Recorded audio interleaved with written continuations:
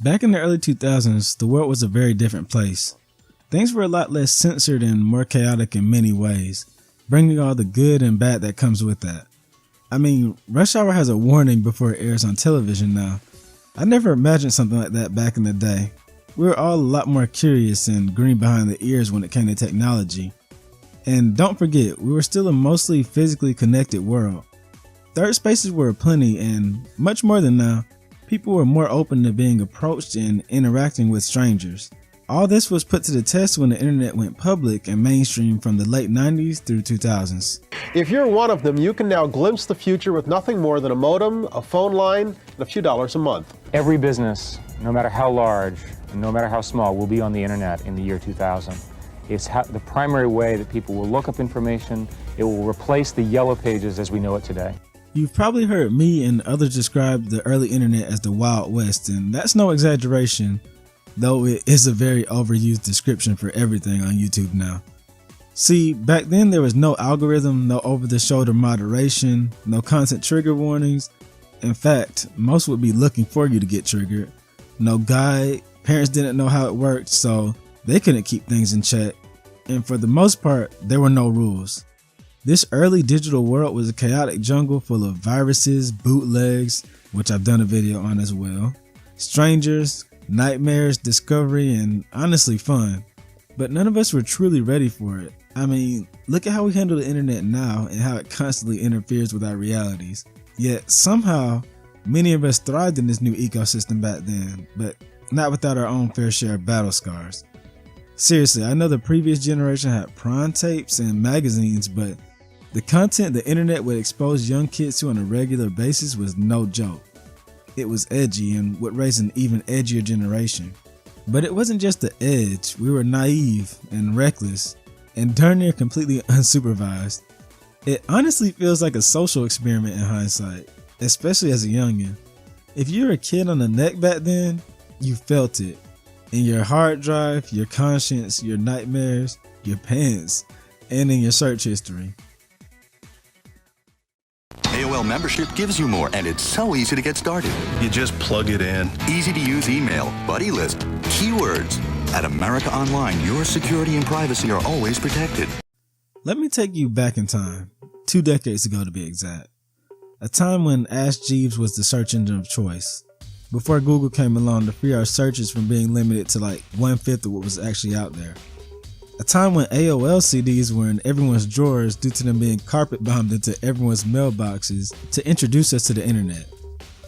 Back when DSL was the way we connected to the net, and it felt like the wait to connect was worth it, when even 3 seconds of loading feels like hell now. Okay, maybe that's a bit too far back, but this is where our story begins. And throughout this decade, the internet grows into a more immediately accessible and adventurous luxury. It's new, feels lawless, and pretty raw. Any kid who was raised by Newgrounds and early YouTube will tell you that. There are a few core traits that really sum up what this era of the internet felt like. The first, as you probably heard, is that there was less censorship. That's already a dual-sided coin, but what makes it so negative is that absolutely nothing was age-gated. Shock, prawn, and gore sites were all the rage in this era and spread among kids like a funny simile I can't think of right now. And all of it required no age verification beyond possibly clicking a box saying, yes, I'm 18. Listen, a kid will lie about kicking a ball into your car by mistake or buying some V-Bucks. So you know the growing prawn addicts of the time were ready to lie and see some cheeks for the first time. And I won't lie, I was one of them. And this stuff was so easily accessible back in the day, it's funny. You'd find it even if you weren't looking. The second core trait is the tech naivety that we all had.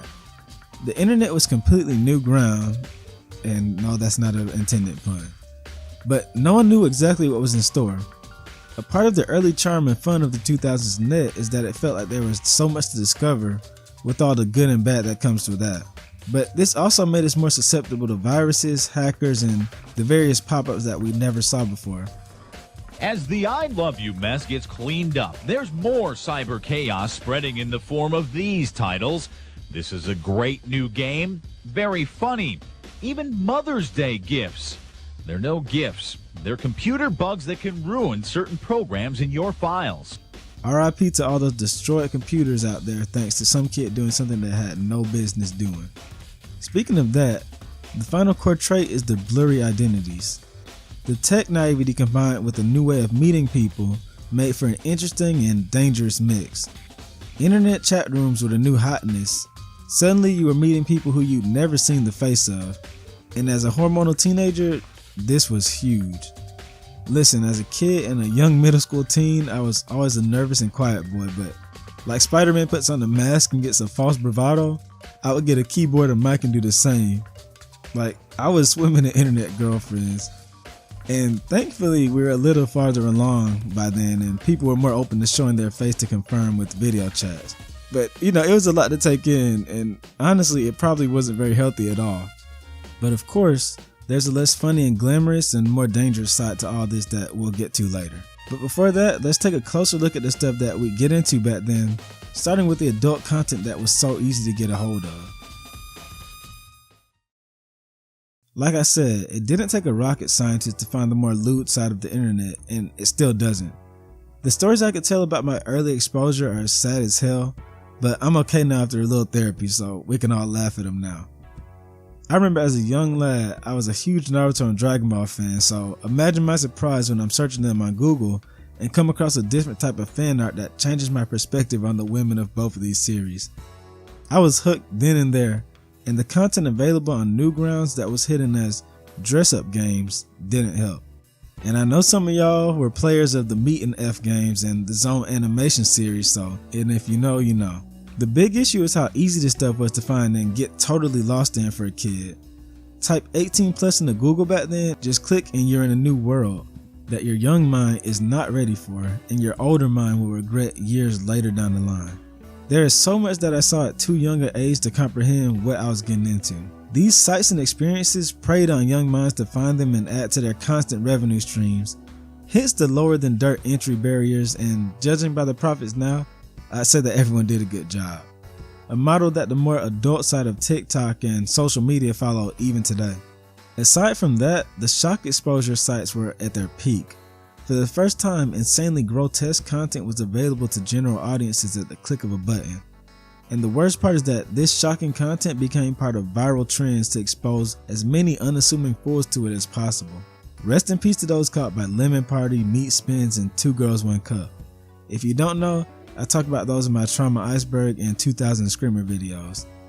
Shock content was a meme comparable to how we send stuff like this monkey in a coat and IKEA to each other now, with no context. If you were on any social media from MySpace to Facebook, or even just had an email or AIM messenger, you were at risk of coming into contact with something that you'd rather not having your innocence destroyed by. There were also sites where people were becoming gorehounds, places where fiends just wanted to see a corpse or someone's demise out of morbid curiosity or sick amusement would go, like Rotten or Live Leak. Games weren't safe either. While sites for children's flash games seemed normal at first glance, you would eventually stumble on some wild game simulating like a real shooting, or even the Neopets chat rooms where groomers and bullies lurked for kids to harass. Sounds real familiar, huh? While not straight up advertised towards children, many flash games baited us into some shocking experiences like the Ugly, the PETA games, the Torture games, and Covetous. You start off by playing like Wrath Wars or Final Fantasy Sonic, and suddenly you're in the middle of hell, so dumb and morbidly curious that you're choosing to stay and give yourself nightmares. All the while, you're constantly being bombarded by pop-ups and side ads. Yeah, before the dawn of Adblock, we were getting attacked by all angles by "Congratulations, you won!" and women looking for men in their area. You click the X to close out these windows and 2 more windows would open up. Suddenly you're fighting for your life to not get your parents' computer hijacked and yourself grounded. And if you're around during this time using LimeWire or any other music or media pirate sites, you probably know a thing or two about getting a computer hijacked. I have a whole video out about this era and all the viruses in disguise and struggles that you had to minefield your way through just so you can download 50 cents in the club. So I'll give you a minute to watch that and come back. Don't worry, we'll wait. Okay, you done? Through all this, you learn real quick that the internet doesn't care how old you are. You click the wrong thing and your whole desktop is about to scream at you in Russian or something. But what might have been the scariest part about the internet in the 2000s was all the myths and madness that suddenly would spread across the web. Literally everything that you read would have some kind of psychological grip on you.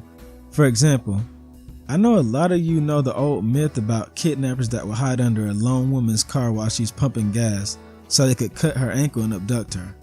Well, that actually began before the internet, but was even further spread due to being present on early internet forums and continuing to be spread as a precaution across social media even today. The net was and still is a crazy breeding ground for urban legends that still live in our subconscious. Many of them forced upon us without a choice.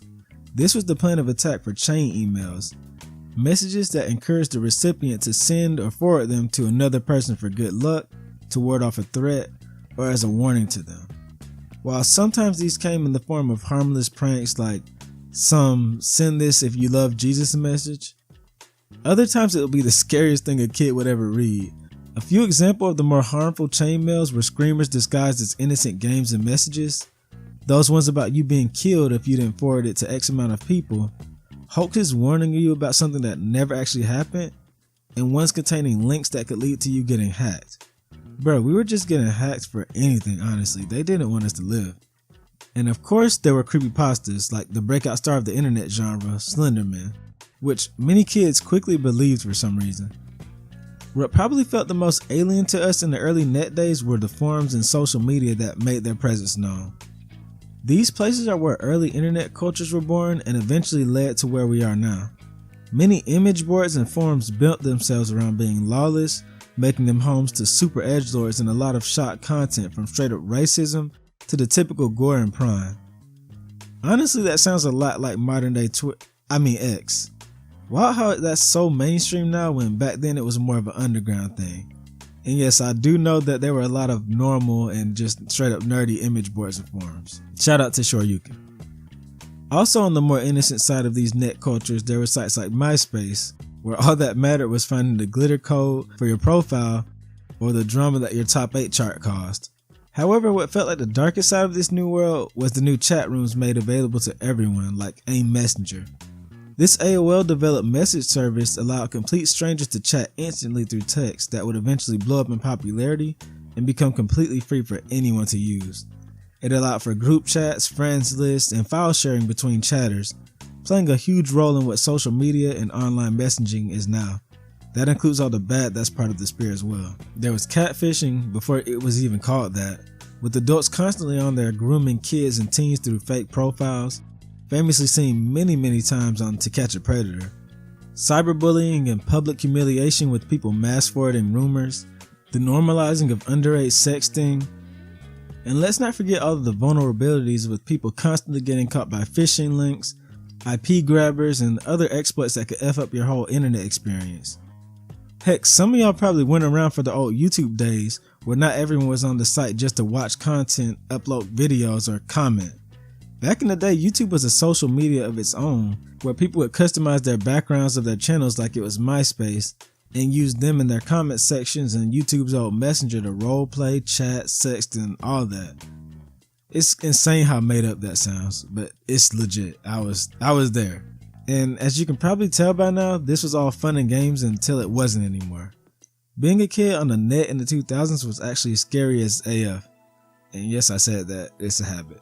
You would be in a chat room and mess with the wrong person, and suddenly this MF is sending you your address and IP just to scare you.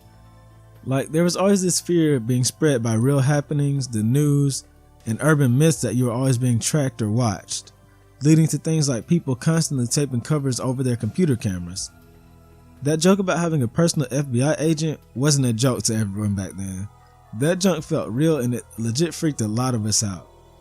Then you had the kids that would brick a whole family computer for doing the wrong thing, and once your parents checked the history, you may as well consider yourself a boomer because you're off in the net for a bit. So yeah, being a kid on the 2000s internet was like getting dropped into a digital war zone with no plates, map, or any idea of what's out there. We were legit throwing crap at the wall and seeing what clicked. Get it? Clicked? Yeah, seriously, it was messy, reckless, and dangerous for a lot of us to be doing what we were doing. And a lot of us came out with weird traumas, memories, and even kinks that you can't make up. The early internet didn't even try to pretend to protect us. In fact, it did the opposite and exposed us to a lot more than we were ready for. And that chaos kind of shaped us into the people that we are today, for better and for worse. Thankfully, this means that a generation was birthed that's actually prepared to monitor what the next is opposed to on the net. Cause I know if I ever have kids, they're getting one of those stupid phones with no internet or something until they're ready. It's really funny to look back at all this and amidst all the cries of internet censorship and whatnot, see how much things haven't really changed. Instead of forums, we have general social media where subgroups still branch off into their own communities.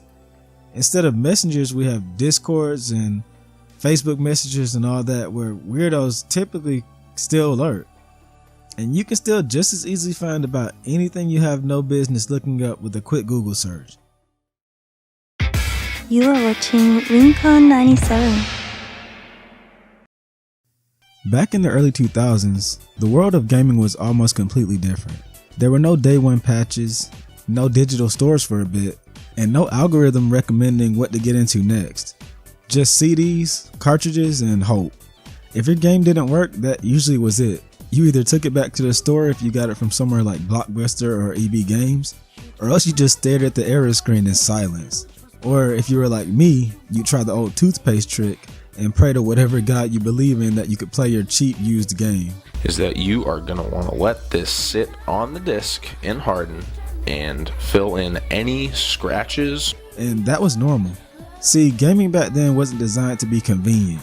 You needed memory cards, you needed transportation, and you needed to be of age at times, and you needed that passion.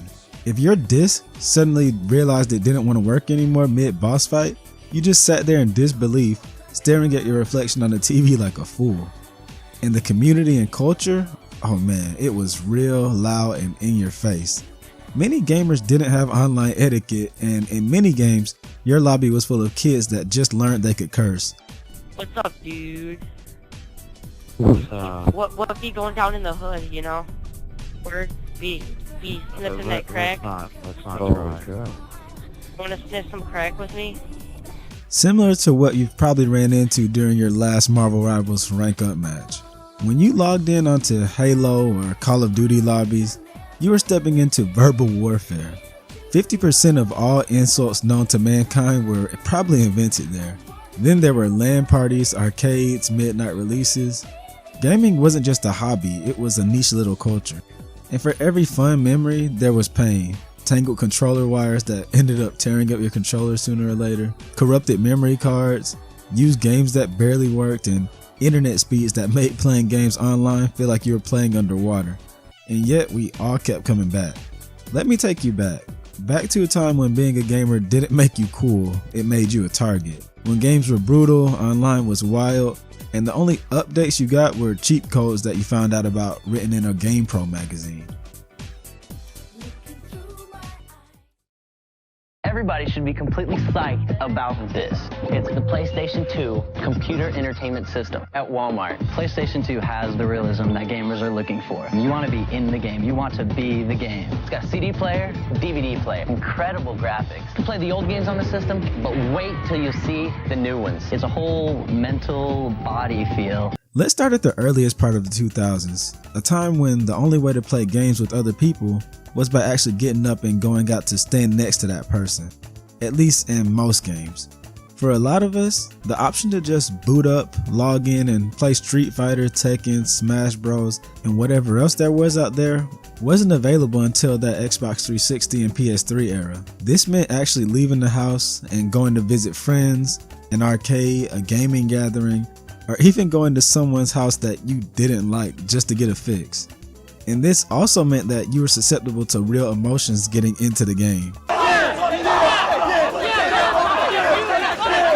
Listen, there were many instances where fights in the game ended up translating to fights outside of the game.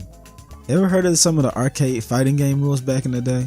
Stuff like don't grab multiple times in a row, being enforced with a few punches to the gut, or even knife fights over King of Fighters.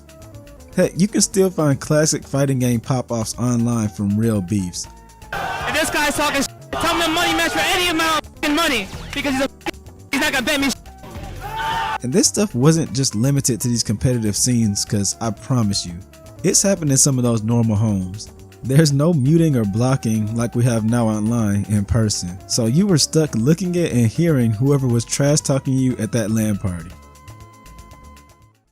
I just got into Xbox Live. I have this really great high-speed connection, and I was playing one-on-one NFL Fever against some other players from around the country. Now my gamer tag, my online ID is Dark Master. After we lost arcades, which were the main social ground for gaming, we had the emergence of an even more accessible battleground when the world of online gaming opened up. While there were already online shooters out in the 90s with Quake and Unreal Tournament and even some online games before that, the advent of consoles getting actual good online brought the hype to mainstream. In 2004, Xbox would revolutionize online gaming forever with the release of Halo 2 and its Xbox Live service integration. This innovation would allow players to match up online, go to war, and hear each other talk during the match using proximity chat. This meant no matter who you were near, you'd be hearing them in battle. To do so, you had to hit the white button on your controller and then boom, you could speak to anyone within 15 or 10 feet. This meant you had to be extra careful when speaking to allies, as your enemies could hear you too. This also meant that for the first time, players were able to vocally curse out each other and say the other obscene stuff that game chats are infamous for nowadays. Learn how to actually play the game and talk. Shoot a gun, dog. Learn how to shoot a gun. Riot Shield. What else? Oh, Riot Shield. I'm gonna use Riot Shield. Oh, now I'm a what do you want to do? You tell me what you want to do. I'm pretty sure you've all heard and been annoyed by now of the classic, "You guys wouldn't survive a day in the old Call of Duty lobbies" quote. Well, I'm here to debunk that, cause honestly, every single lobby wasn't like that. If you were really out here, not surviving, some obviously 10 to 14-year-old kid calling you a slur, you might need to go outside. But I won't lie and say it didn't happen on the regular, and it didn't always come from kids. I remember being in middle school grinding Halo Reach and Halo 3 or playing Call of Duty Modern Warfare 2 or Black Ops with my friends and hearing a mix of the most insane and corny roasts and word combinations of my young life. Kind of similar to the average Rivals experience. Okay, I'll stop. I'll let that game live. Especially because reading SYBAU and having the possibility of someone being banned is nothing compared to back then. Yeah, 2000s online game chats were largely unmoderated, so you know them MFs were ready to say whatever came to mind. It was a jungle of boys and men that really needed to get up and go outside. But I'll tell you now, when you found a cool group to squad up with every night from that chaos, it hit. You just had to take the suffering, the annoying guys, connect mics, and fire alarm beeps as part of the experience. Now, I will say this, it definitely was extra hard mode being a woman and wanting to speak online during gaming. Cause as soon as those boys heard your voice, it was legit open season on anyone with high amounts of estrogen. And you know exactly what words they were using, what slurs they were dropping, and what they were telling you to do. I'm not going into detail, you cannot make me. Just know that the higher visibility of women who enjoy gaming is a godsend that we didn't have the luxury of back then. But that's only if you could play those games online, cause let's be real, a lot of gaming and online infrastructure wasn't ready for online gaming just yet. For many homes, lag was a normal experience and those disconnects were just a bit of seasoning to keep things interesting. This went double for fighting games. You don't know what it was like playing on delay-based netcode for release year Mortal Kombat 9, Mortal Kombat X, Marvel vs. Capcom 3, and bro, don't start me on Super Smash Bros. Brawl. They had us watching slideshows and pretending we had any control over what was actually happening on screen. You were blessed if you could even download some of these games I mentioned when downloadable titles became a thing, cause internet could be so bad at times. Of course, for many years we weren't just able to buy a console and download something on the same day. That wasn't happening without a memory card. Isn't it wild that I have to explain what that is now? A memory card is what it sounds like. An add-on product that you connected to your console in order to save your progress. Without one, well, good luck playing any JRPG ever or unlocking any characters. Bro, as a kid, you should have seen me trying to beat Kingdom Hearts, Smash Bros. Melee, and Dragon Ball Z Budokai 1 before owning a memory card. If you know the struggle of leaving your console on for a few days on end, then you know my pain. And memory cards were like $20, so as a kid you were really sitting there like, do I save for a new game or do I finally get that memory card so I can beat these old games? I was just lucky my uncle randomly decided to get me one day. And don't even talk about when the Xbox 360 sold a $100 hard drive separately if you didn't get the bundle. There was also the physical limitation aspect of gaming back then. Due to gaming downloads not being as accessible to the general populace, being new and sometimes not being available, we all typically had to go out and buy our games in the form of CDs or cartridges. If there was a lot of hype built around the game, there was actually a chance that you'd secure a console but had to wait to play the game you were looking forward to, if you could even get it. Cause when age ratings were enforced and you had parents that paid attention, you have to find a way around buying GTA as a 12-year-old. But let's say you're a smart kid and you decided to wait for a used game sale price drop. Well, that was a big gamble. Back then, whether it was getting a game used from a flea market, renting from Blockbuster, Hollywood Video, Redbox, or Gamefly, or trading games, there was a big chance that your game wasn't going to work when you finally got around to playing. I remember so many times, whether it was a used Smash Bros. Melee copy that I got from GameStop or rental games that I got from Gamefly, when I booted up and I was greeted by these cursed screens. Gamefly stung extra hard because that was a week of waiting to get a replacement or a different game through the mail. And the junk happened to me multiple times. Like, my dad was goated though, so when we had Blockbuster, he'd take me back the same day to get a replacement or a different game. Another funny quirk 2000s gaming had is that your console actually mattered. This was still an age of exclusive and console segregation, so your console selection was one of the biggest choices you ever make. Whatever you pick, you'd be missing out on something big, unless you're me, cause I remember my dad and uncle teamed up and got me the OG Xbox, PS2, Dreamcast, GameCube, and GBA. Man, stay off the light speed. My bad. Anyways, every console not only had its exclusive games and hardware, but exclusive issues as well. But whether it was the 360's Red Ring of Death, Wii's trash online and weaker graphics, or PS3 having no games, PS3 has no games. nothing will touch the hellscape that was early PC gaming. Some will argue with me, but we cannot forget how horrible PC ports were back then. And these weren't just ports of some cousin game you never played. Games like Grand Theft Auto 4 and Resident Evil 4 were released for PC in abysmal states and barely ran, crashing over and over. It took years before you went a year without hearing about some game getting botched on the way to computers, and when they came out perfect, it was celebrated. Oh, but PC had another thing that consoles didn't, and that's piracy. While Nintendo, Xbox, and PlayStation managed to mostly lock up, PC still had easy ways to get free mainstream games. However, it was also easy to completely destroy your desktop while sailing those seas. See, we didn't have trusted torrenters at our command just yet, and sometimes that one download of Spider-Man PC would give you a heart attack until you scanned that virus off your laptop that your parents just gave you. Yeah, I know that was very specific and it's because it came from experience. But there was one shared pain back then, and that was that every game eventually had to become dark, edgy, and adopt the piss filter for a good 5 years. But above every difference between gaming now and then, nothing hits harder than the general consensus in times when you weren't touching virtual grass, but the real life greenery. If you were around then and still are now, you're listening to this video, you know what I'm talking about, so I'll be blunt. It was not cool, normal, or really accepted to be a gamer back then. In fact, if you openly showed a lot of people that you gamed, unless you were a kid, you were looked at as the butt of the joke. This feeling was amplified by shows like Freaks and Geeks and especially The Big Bang Theory, which would haunt white nerds and get them called Sheldon for decades by white moms everywhere. I think I used that joke in a video before.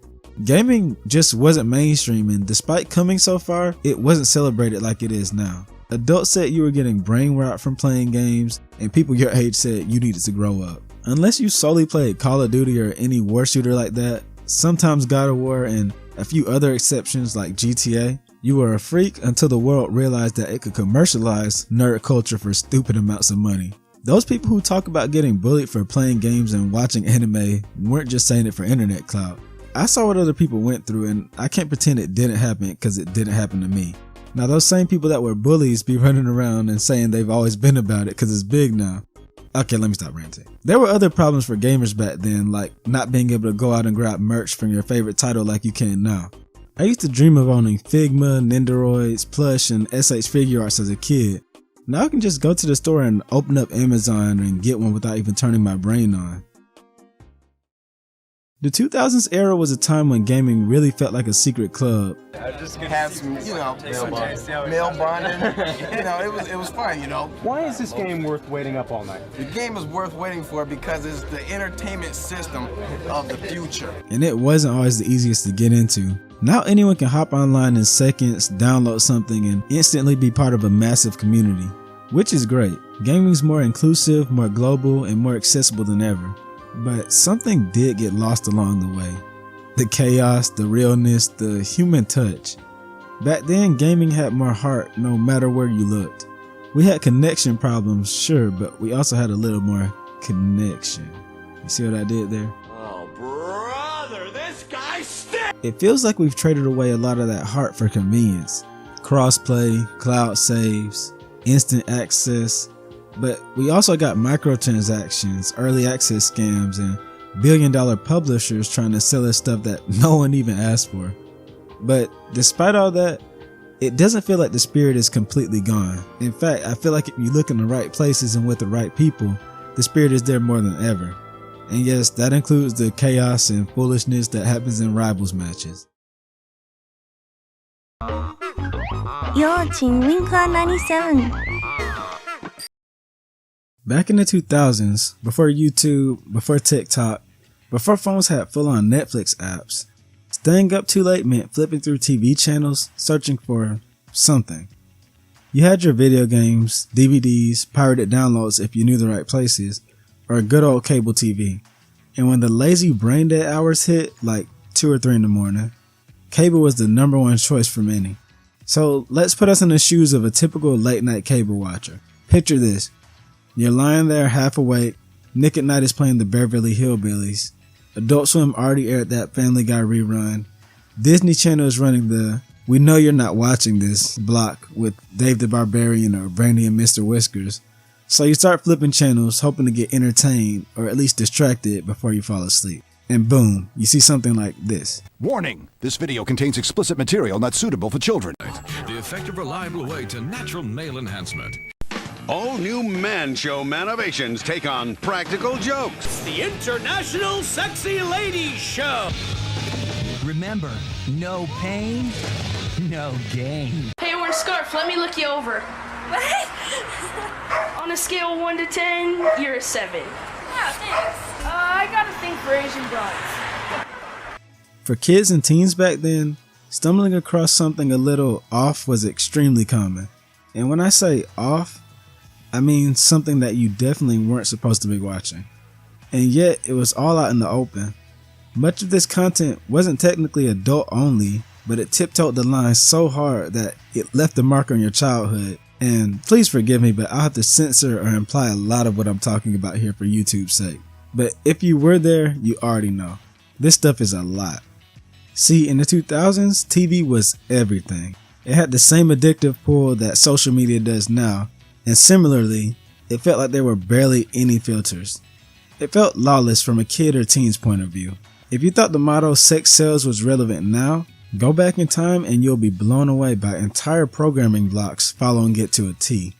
Television unlocked a new world to late night watchers, and a lot of it included some form of gratuitous sexiness, and many young teen boys and girls, I'm sure, didn't mind that at all. When watching movies or something on a more adult-oriented channel like Spike TV, MTV2, or Comedy Central, you'd regularly be interrupted by some wild spring break ads, uncensored DVD commercials, and pretty freaky late-night infomercials. Freaky not like Freddy Krueger freaky, but like Lola Bunny and Space Jam freaky. Due to a lot of young watchers not having parental controls attached to their televisions, it was free reign to watch what you wanted when you wanted. You had a remote and a whole cable package to yourself. There are a few big players that I'm sure a lot of you esteemed scholars remember in this field, but where's the fun in not going back through memory lane and looking at all the crap that fried our brain back in the day? Late night TV would regularly feature infomercials for the infamous DVD series Girls Gone Wild. The commercials, which were basically softcore corn, featured barely censored college-age women flashing the camera during spring break parties and other places like that. But these weren't small commercials, like bruh, these were 30-minute infomercials, so you know the viewers were getting busy. And the girls featured, most of the time random students, some that later claimed to have never actually consented to being filmed and exposed in ways that sparked tons of legal backlash. Says her life was ruined when she appeared on the cover of Girls Gone Wild. She was a child, just 14 at the time. There was also a Guys Gone Wild, but obviously they didn't get the airtime that these did. One of the most infamous examples of that midnight material is BET Uncut, a now defunct block from the BET channel. This late night block aired around 3 a.m. on weekends and featured music videos that definitely wouldn't make it to daytime TV due to how much they showed. With only light censorship and a heavy dose of controversy, BET Uncut became known for pushing the envelope, especially with videos like Nelly's Tip Drill, which was criticized for being degrading and over the top in how it presented women. The whole block felt like an underground secret, but it wasn't. It was right there on cable, no password, no paywall, just click the channel and watch. A trend followed by everything softcore in the 2000s TV era. Now, if you're a teen boy, chances you've had a few times where your eyes were glued to Spike TV, which was branded as the first network for men, and blatantly targeted young men through adult audiences through edgy content. Remember 1,000 Ways to Die, Cops reruns, Ren and Stimpy adult party cartoon, which was low-key just the first time a lot of boys saw uncensored cartoon boobs. Yeah, that channel. To growing minds of the 2000s, one of the crown jewels for this channel was Stripperella, an animated show created by Stan Lee, yes, that Stan Lee, starring Pamela Anderson as a stripper by night and secret agent later by night, who battle enemies like Pushy Galore and other crazy names like that. The show was obviously a parody on Saturday morning hero cartoons, but was written like a horny 14-year-old's comic doodles, and it actually didn't air too late. You stay up a little bit past your bedtime and you catch it easily. On Comedy Central, you had Jimmy Kimmel's breakthrough hit show, The Man Show, a sketch comedy about beer, boobs, and why women quote-unquote don't get it. This program ended up becoming well known for its large-chested female models known as the Juggy Dance Squad, who would dance in themed revealing costumes at the opening of every show. And the show's end segment, Girls on Trampolines, would also bring many eyes to the screens as well. The final channel and program I'll speak on is actually one that's very close to home for me, and I'm sure a lot of you guys. We all remember G4, a channel that was basically marketed towards the stereotypical Asian-loving, basement-dwelling, anime enjoyer gaming nerd. If you were a teen back then, you probably remember Olivia Munn on Attack of the Show, right? A show that was equal parts geeky and horny. Remember that famous hot dog bit and all those times they had her show up in cosplay? Not gonna lie, when I was young, I'm telling you, this woman had me in a choke. Anyways, if you stayed up in the year 2009, you check your guide late at night and see nothing related to games on G4. Not unusual, but sometimes you see a peculiar title called The International Sexy Ladies Show. Being what some of you classify as a young man of culture, I checked it out back in the day and my mind was blown. The show is disguised as a comedy commentary show, but the commentary is where the comedy ends. In fact, I remember most of the time I would just mute the dang show, not just to ignore the male voices, but so I didn't get caught watching it. What the show is in actuality is a bunch of clips from TV shows and DVDs taken from around the world that showcase scantily clad women, mud wrestling, roller coaster pops, sexy movie moments, etc. Something I couldn't imagine just being on television for anyone to watch that absolutely was. Among all this was tons of other obscenely related commercials for enhancing drugs, MTV2, party hotlines, NSFW commercials like Paris Hilton's Crystal Burger commercial, and a lot more. But all of this really raises the question, how did any of this make it to air? All this softcore media was airing on basic cable and at times not even super late. The answer is really simple. Cable in the 2000s began like the Wild West. In 1972, cable began to become deregulated, with the first premium cable company, HBO, being introduced, allowing paying customers to watch films right in their homes when they wanted. HBO was followed by tons of other cable networks, and in actuality, many of these networks began building with smut material. According to an article on the website Mental Floss, HBO chairman Michael Fuchs, yes, that's his name, Michael Fuchs. Yeah, how fitting for this video, Michael Fuchs. Anyway, Michael Fuchs himself, that sounded even worse.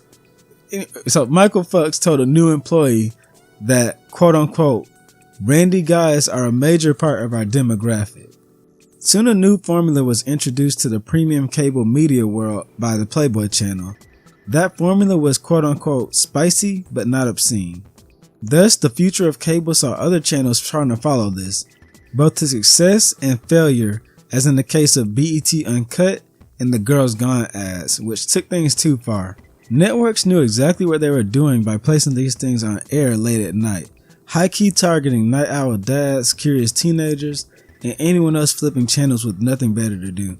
Parents weren't setting up digital locks or restrictions like some do now, because this was all still pretty fresh. This would all go the way of the Western when the internet started becoming what it is now. Honestly, do you think I cared about the Sexy Ladies show when I found out what they were hosting on Newgrounds and all those other sites back in the day?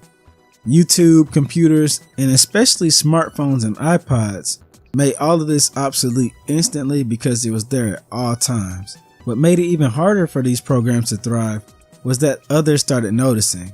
Advocacy groups started getting loud, such as in the case of women's studies students at Spelman College speaking out against BET Uncut and Nelly's Tip Drill. Lawsuits started appearing, as in multiple cases against GGW, because the only wild thing was how much exploitation was going on.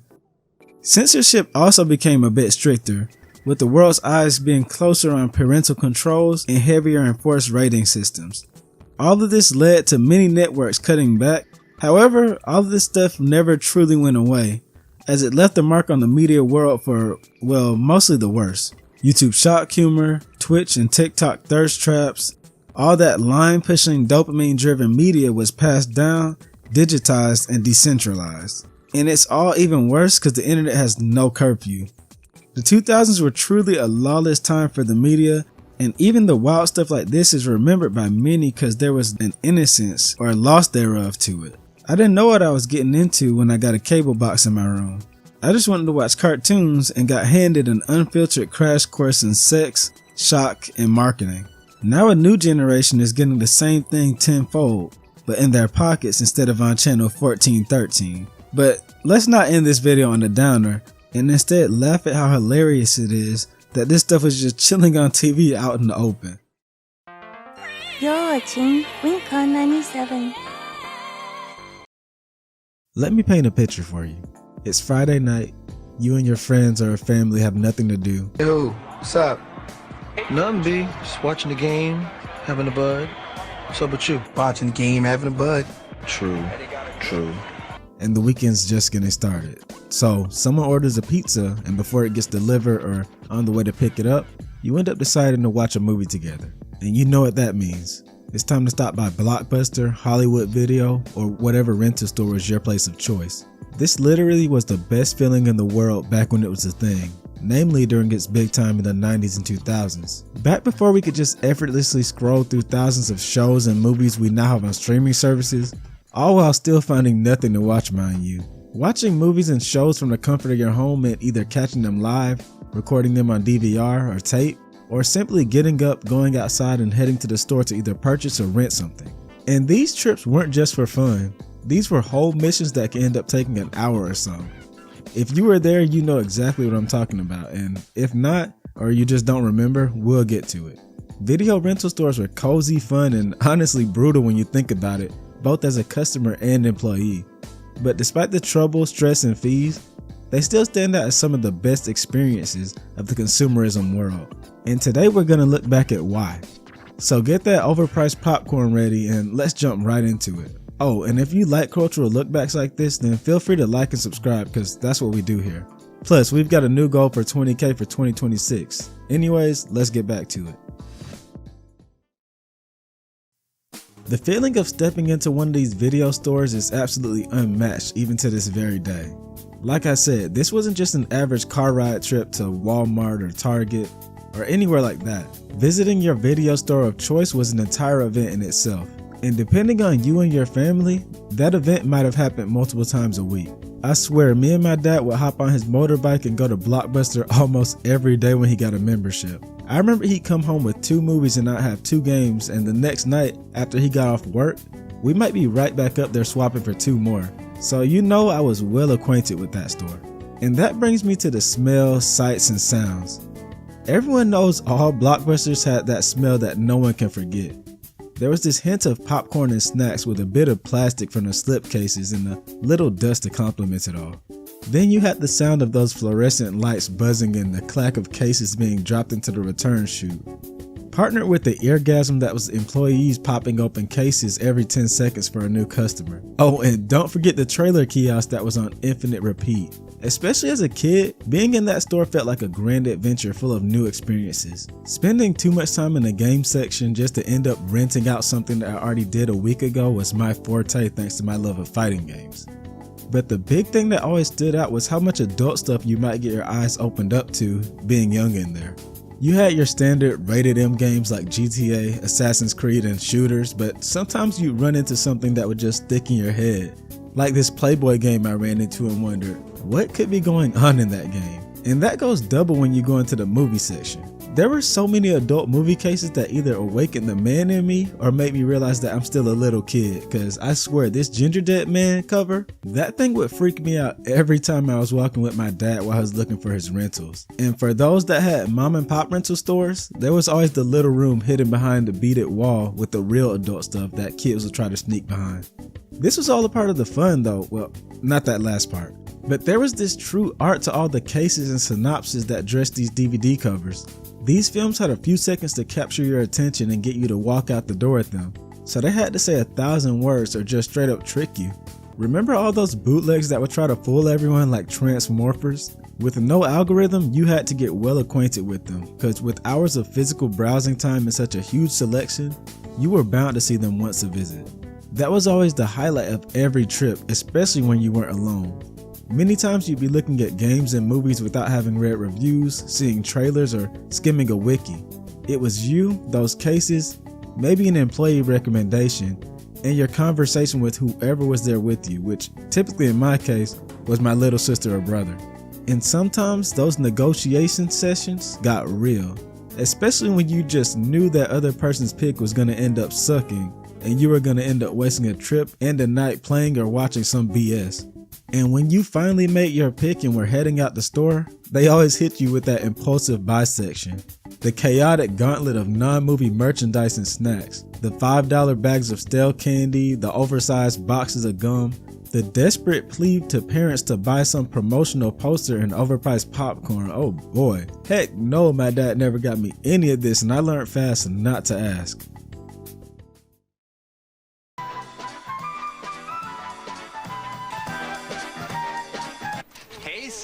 Whoa, Ozzy, you reek. You know I reek. I've been playing so many games with my Games Freedom Pass, I have had 0 time to shower. No extended viewing fees with your Games Freedom Pass. Rant, buy, game your way at Blockbuster. Sweet, we're closing early. Of course, it wasn't always easy being a customer back in the video rental era, but I'd be lying if I said these setbacks weren't a part of the fun. The big one, of course, was the journey of securing the actual media. See, back then when we relied on physical media, you either were there on time or you didn't get the rental.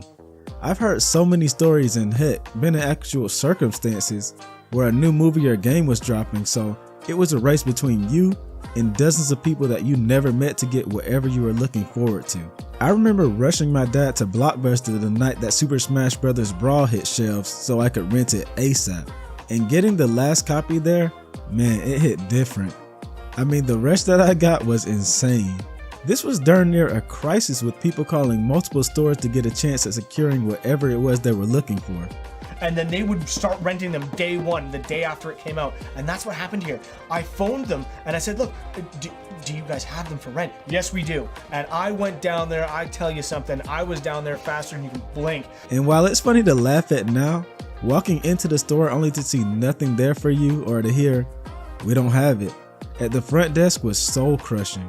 Entertainment Mart didn't really find anything, but you know, you don't always when you go there. It's usually hit or miss though. Like I said, I never go in expecting to find anything. You go to the store for this one thing that you hyped up all week, only to have to make a compromise with yourself, forced to comb through the lesser titles in the second row of the new release section. And you know the real defeat moment was when you had to tell your sibling or whoever was there with you, you can just pick something. Just sounding and looking sad as AF. Heck, as a kid, you might stare at the empty shelf like the game or movie or something was gonna magically restock. Now imagine you do get that media to take home and it ends up either sucking or the disc just doesn't work.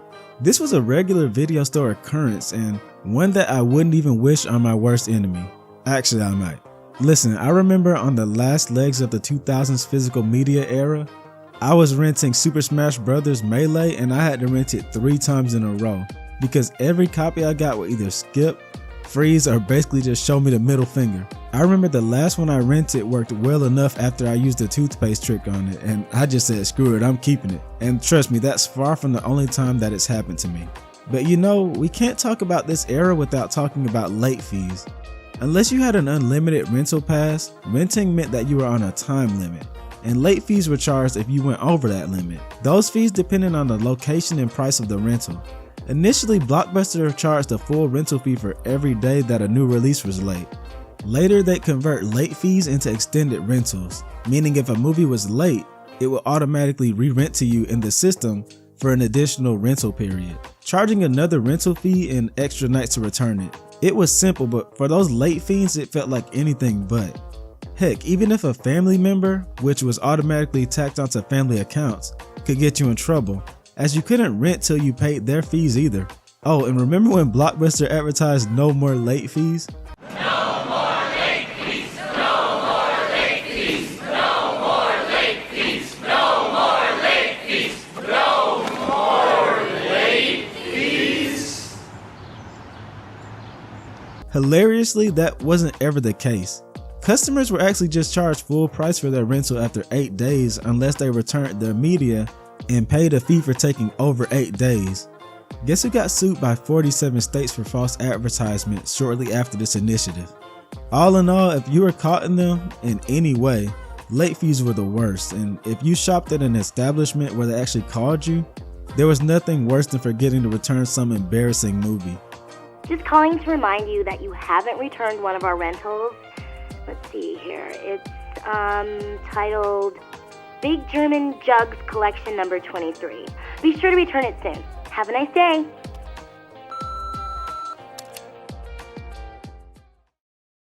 One part that I never got to experience in the video rental world was the VHS era, and that means that I was never accustomed with the Be Kind Rewind agreement. At many rental shops when tapes were still in, there was a silent agreement that you needed to rewind what you took out or you would be paying. Literally, many shops charged a fee if you ignored this cute little slogan of a threat. While that fee was just $1, that dollar was lost on something easily preventable and was worth a lot more back then. This gave rise to the widely available and now useless invention of the VHS rewinder, a machine that you simply pop a VHS tape in and let rewind. And that was the whole thing. That was its only purpose. No play button, no pause, no fast forward, just pure mechanical noise while you waited to not get charged later. Be Kind Rewind wasn't as cute as it sounded. It was basically social enforcement, a reminder that that era of physical media depended on everyone doing their part, whether they cared or not. And once DVDs came in and that slogan disappeared, so did the rewinder. An entire household appliance instantly became useless overnight. Just another reminder of how temporary that era really was. But by the late 1980s, competitor Betamax had faded, and now VHS is ready to stop spinning too.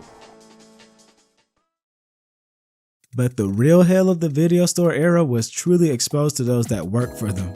There are just as many stories of stressful experiences from working at places like Hollywood Video and Blockbuster as there are glory ones of meeting lifelong friends. First of all, there were a lot of duties for everyone to cover. A typical employee day at a rental store was work the cash register, open the cases to scan VHSs or DVDs, check the return box both outside and inside, make sure that VHSs were rewound, and if they aren't, then load up that rewinder, sort the movies and games alphabetically, carrying stacks of them to and fro, ask customers if they need help finding anything, lock up, stock the candy, put the money in the safe, lights out, set the alarm. This and a lot more was done with prepping new releases, which meant printing the insert for the case, taking the tape out of the original box, putting the tape in the case, and then shrink wrapping the original box. Oh, and sweeping and vacuuming for closing. Depending on where you work, you'd also have to watch the corn section so kids didn't sneak in. And that's all just a job, not the extra stuff stacked on top of the job. One of my favorite pastimes as a kid was a special brand of video that popped up on 2000s YouTube, and that was Blockbuster employees, especially the Blockbuster critic, complaining about bad customers and business practices that they'd be exposed to throughout the day working at Blockbuster and other rental stores. Do you have that one there? I was like, no. You have it on the window, why don't you have it? Ma'am, you didn't see the big letters saying coming soon right above the sign? I just don't understand why people miss those big, bold letters and just jump out right at you. Coming freaking soon, coming soon, coming soon. They don't get it. People yelling about late fees, people not having ID or the wrong ID, and being mad when they couldn't rent, kids making messes. Do you have a 360 console? No, we're just looking. They're over there stacking up games in their hand for no reason. They don't have the console. The parents like to come in, let them just rip and run and what rile? People not knowing what they want and expecting you to be able to find it before we had proper cell phones to search. Being a constant theft target, helping people through the transition of VHS to DVD, and of course, sitting through that trailer kiosk loop constantly all throughout the day. I am required to deal daily with customers and customer problems. I am also required to do things like make space on the new release wall and previously view movies and keep track of daily transactions and records.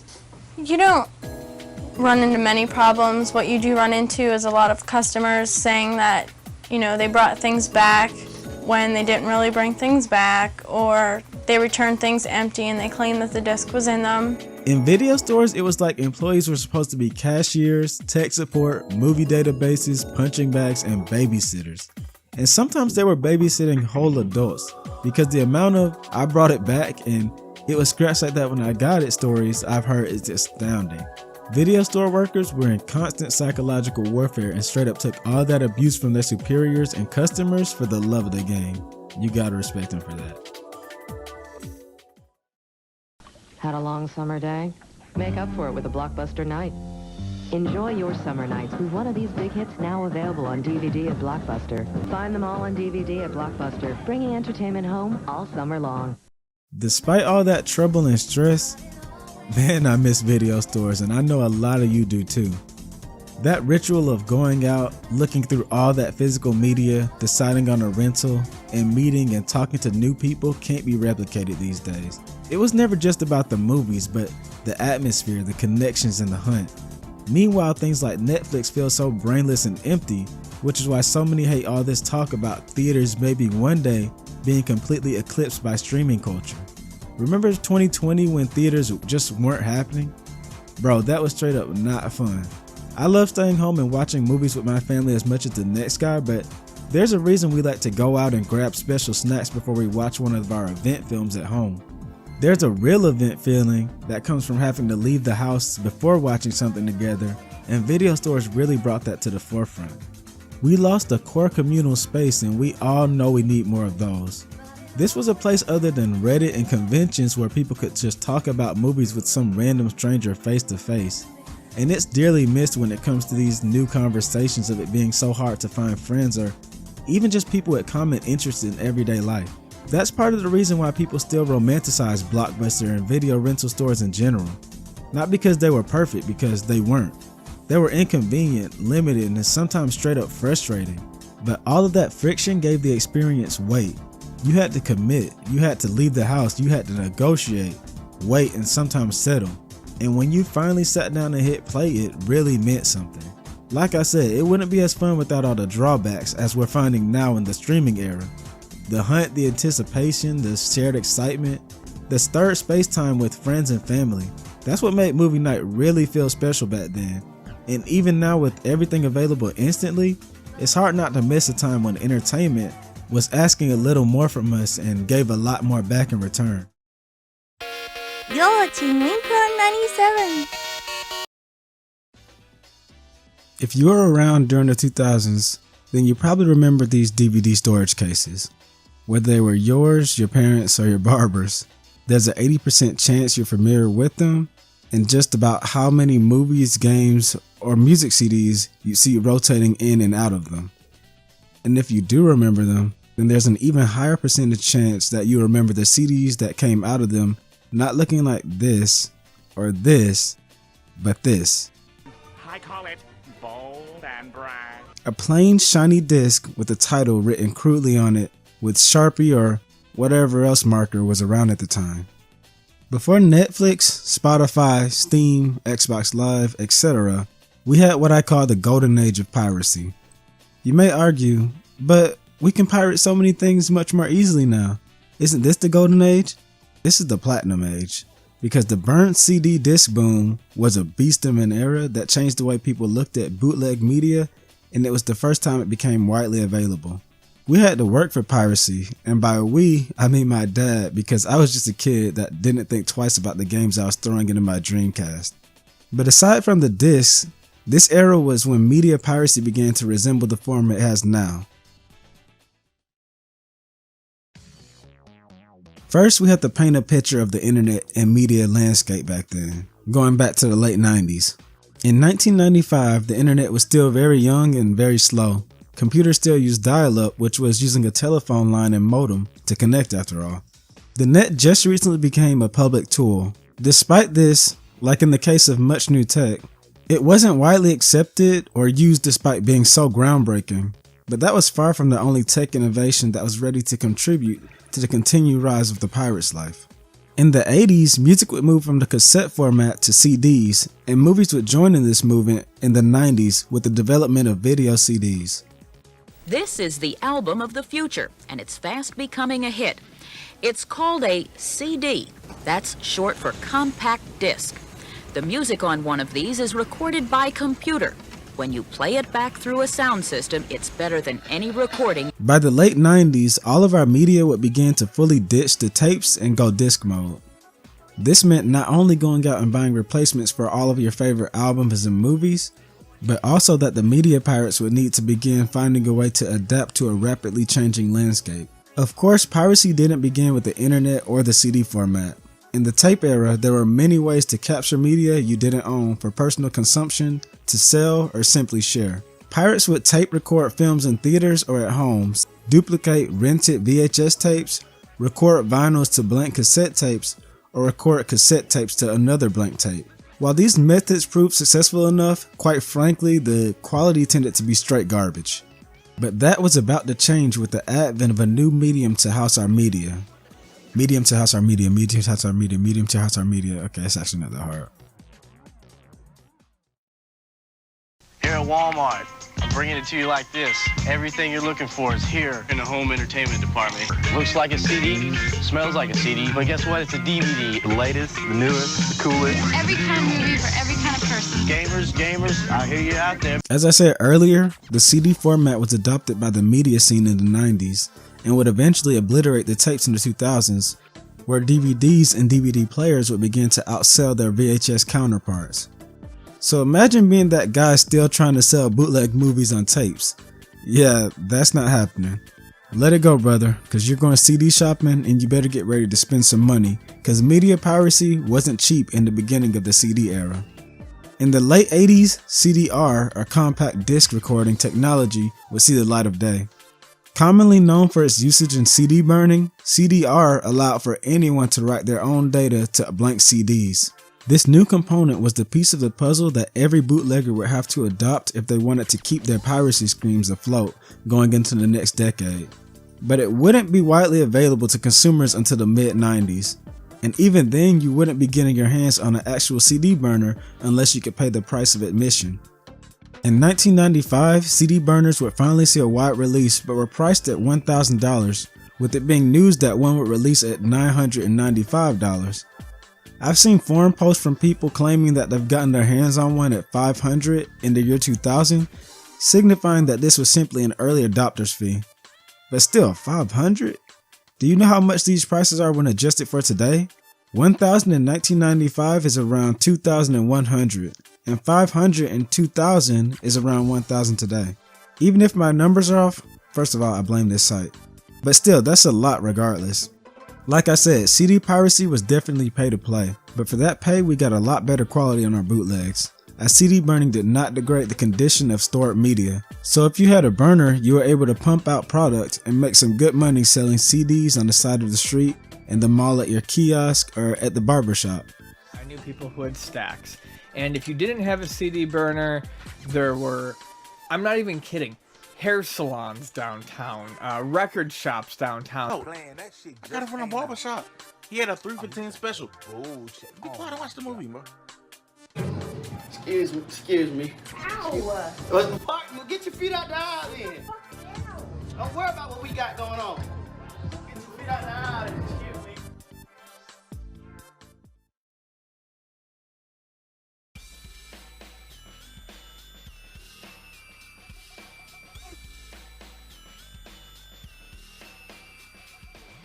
Listen, selling bootleg DVDs used to be serious business.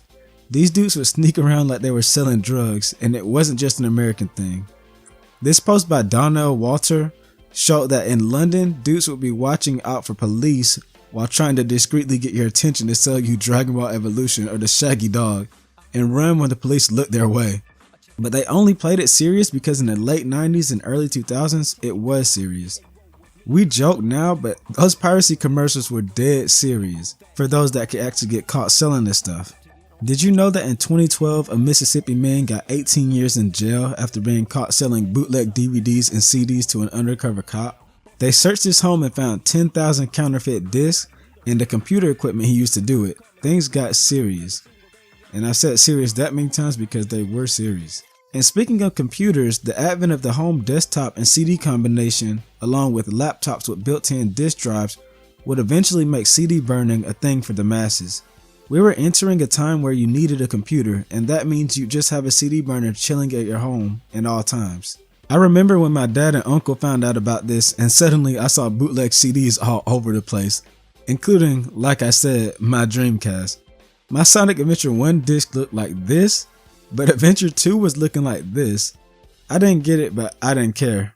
This new evolution in tech, along with innovations like the new MP3 format and CDs becoming even more widely available and affordable, led to the slow death of CD piracy in the US, though it still thrived in other countries, but led to the beast of internet piracy that began with none other than Napster.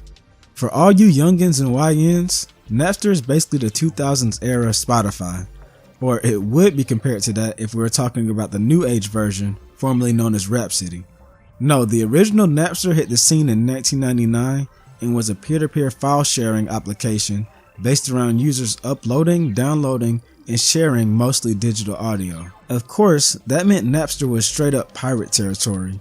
Shortly after Napster was shut down for copyright infringement issues, many other names would pop up and take its place. Few notable names you may be familiar with are Freenet, Kazaa, and LimeWire.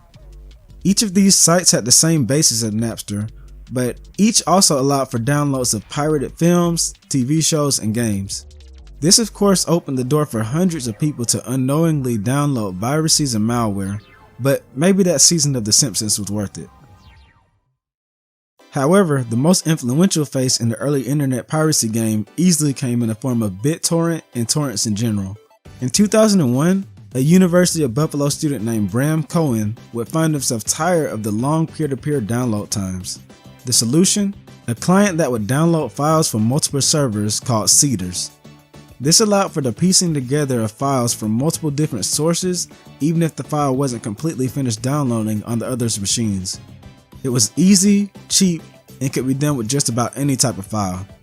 This new style led to the development and launch of the popular torrent hosting site, the Pirate Bay, in 2003, which even after many years of legal trouble and continued government attacks, is still known as the most relevant and popular torrent site out there. This all happened before YouTube was even a thing, with the first ever torrent being of the film The Matrix dropping in 2003.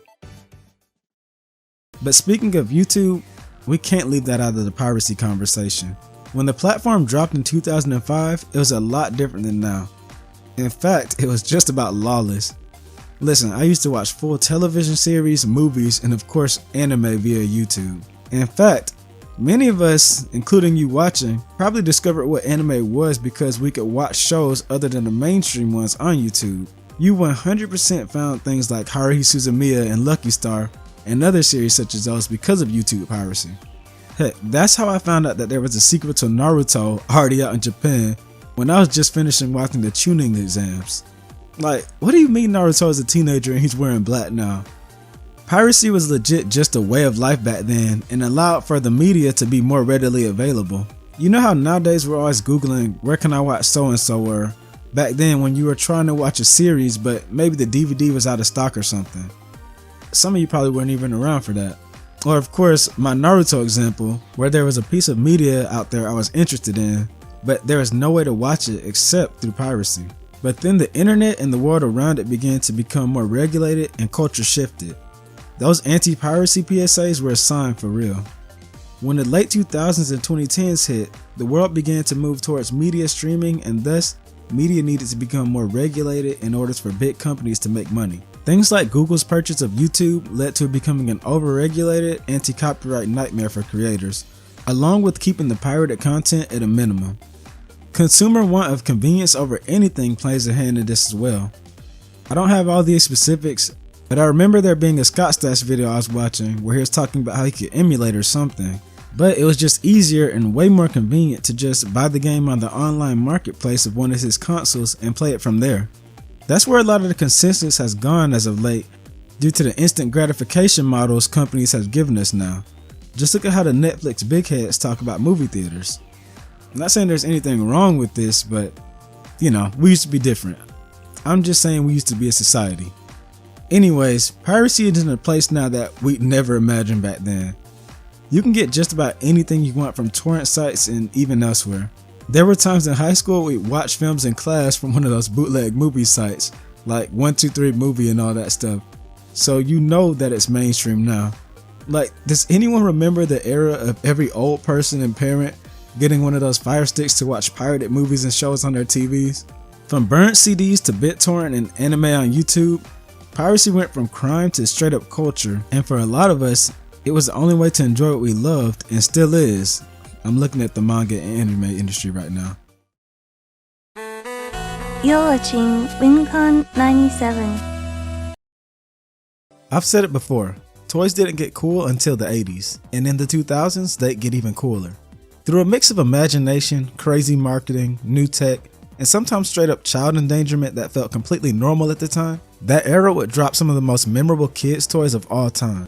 And what I love is just how much of it there was. Cause no matter who you ask about toys back then, so many now grown kids will respond with a different plaything. Beyond just being playthings, toys were vessels to exercise your imagination muscles, teach you skills, and sometimes both, which at times got them in hot water, but still resulted in straight up peak childhood memories. From all those as seen on TV ads like Flown, Moon Sand, and Bendaroos, to classic dolls and action figures like Bratz, TMNT, My Scene, and Bionicle, to the tons of collectibles like Littlest Pet Shop and Mighty Beans. While there's no lack of toys in modern aisles nowadays compared to then, unless they're made for adults as well, which is the case of a lot of physical toys these days, it seems like that market has somewhat sailed for the current generation. The selection is lacking, they're being priced out of certain items in favor of companies targeting older groups.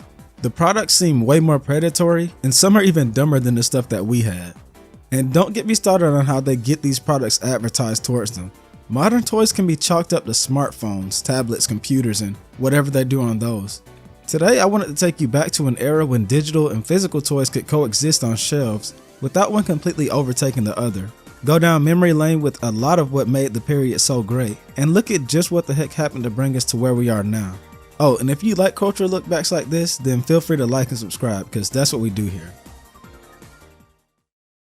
You know we can't talk toys without talking about the toy aisles and toy stores first, and guys, these places were the highlight of my childhood. No matter where we went, I always asked my parents to take me to the toy section so I could at least look at what I wanted to get later. I won't lie, like there was so much more in big box and department stores, cause those aisles look pretty much the same as now. But, I had to breathe cause I'm taking myself back. The feeling of walking into toy-specific stores like Toys R Us and KB Toys can't be touched. If you were a kid during the eras when those stores were around, you know what I'm yapping about. You walk in those doors, see those yellow tinted fluorescent lights, hear that little buzz from them. A huge store that looks like it was stuffed with more toys than it could fit. And the best part, on a busy day, you see kids for days having fun and testing the toys they might take home that day. Every aisle was loud and competing for your attention, and we all had to hit every demo, try me, and play button we saw. And don't get me started on when the video game demo kiosks were out, cause you could mess up and use your entire store time in that one spot. Heck, sometimes you might even get scared for life if you were one of those kids scared of Furbies or the singing trees. Oh, and side note, did anyone else feel like KB Toys had way more niche toys versus Toys R Us? I never went anywhere else where I'd find Beautiful Joe or Mega Man toys like I did there, and nor did I even know those toys had toys until I went to those stores. See, back then, going to the toy store was like a getaway. It was like going to a cheap amusement park. We weren't just going to a marketplace, but to truly have an experience where we were supposed to discover and play with the toys before even buying them. I could talk about this forever, but then I'd never get to the side dish that went with the 2000s toy experience, the commercials and advertisements.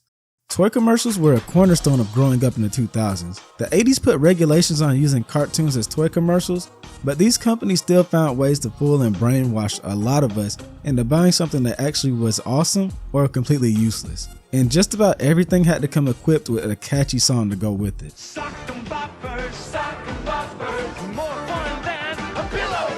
There were three main classes of 2000s toy marketing. Number one was the well put together ones that were meant to sell you an actually fun product. Things like Littlest Pet Shop, Ninja Turtles, and of course, Lego. Hey! These ads always had high production values, having actual animations, voice acting, and showcase products with actual thought behind them. Then you had the "This toy will change your life" ad. Those toys that either featured old commercials or commercials that had a dusty look to them. I'm talking sock and boppers, aqua dots, moon shoes, Floam, moon sand, Introducing Blendy Pens, blow pins, Bender Rouge, rainbow art, and the Betty Crocker bacon fill. Introducing the Betty Crocker Bacon Fill. These are the... Wait a minute, what is this doing here? Seriously, has no one ever realized how hard these Betty Crocker products were targeting kids back then? These commercials were the ones that wanted to sell you nothing but a gimmick that you'd be entertained by for a few hours and nothing more of that. That is to say, if these toys worked at all. I never went out of my way to ask my parents to call in and order any of this. The final class is the classic. Shows that broke the rules and basically acted as toy commercials themselves. And many times these shows were from Japan, like Pokemon, Yu-Gi-Oh!, Beyblade, Bakugan, and Power Rangers. As with toy commercials in the 80s and 90s, even in the case of this as seen on TV crap, these commercials really tried to sell you on not just a toy but an entire vibe. You can see the work put into all of it, and it has to do with how the commercial world worked. Instead of being sanitized, commercial work was given to ad agencies that could put thought and effort into creating campaigns without having the actual owners constantly wanting less seasoning to keep things more straightforward and easily digestible. Like now in the age of influencer ads. But now let's talk the actual toys that these ads were so hell-bent on selling us, right after this. There were so many categories of toys in the 2000s, but I've got to get the big dog out of the way first. Because more than any era before it, the 2000s made kids into collectors by default. Of course, that meant trading cards. Pokemon, Digimon, Yu-Gi-Oh!, all of it. I remember my dad coming home with a bunch of flea market bootlegs of the cards and I had no clue. And then he turned around and bought me the official Yu-Gi-Oh! Dual Disc. That combo is just insane to me. But where he didn't cheap out was Beyblade. That fad took over my life. The stadiums, the parks, the custom builds, even the RC Beyblade. I went all in, and then I ditched it when Bakugan showed up and became my next TCG adjacent obsession. And that was just the tip of the iceberg. You had Hot Wheels, Littlest Pet Shop, Polly Pocket, Tamagotchi Connections, Webkins, Mighty Beans, which, what were we even supposed to do with those? And then there were the tech deck dudes. But if there was one collectible meeting ground for everyone, it was Happy Meal toys. This was their golden age. Wendy's was good, but it was the weakest, definitely. Mario toys, Kirby figures, a cheap Kirby board game, Winx Club, and those strange Wii toys that felt like a fever dream.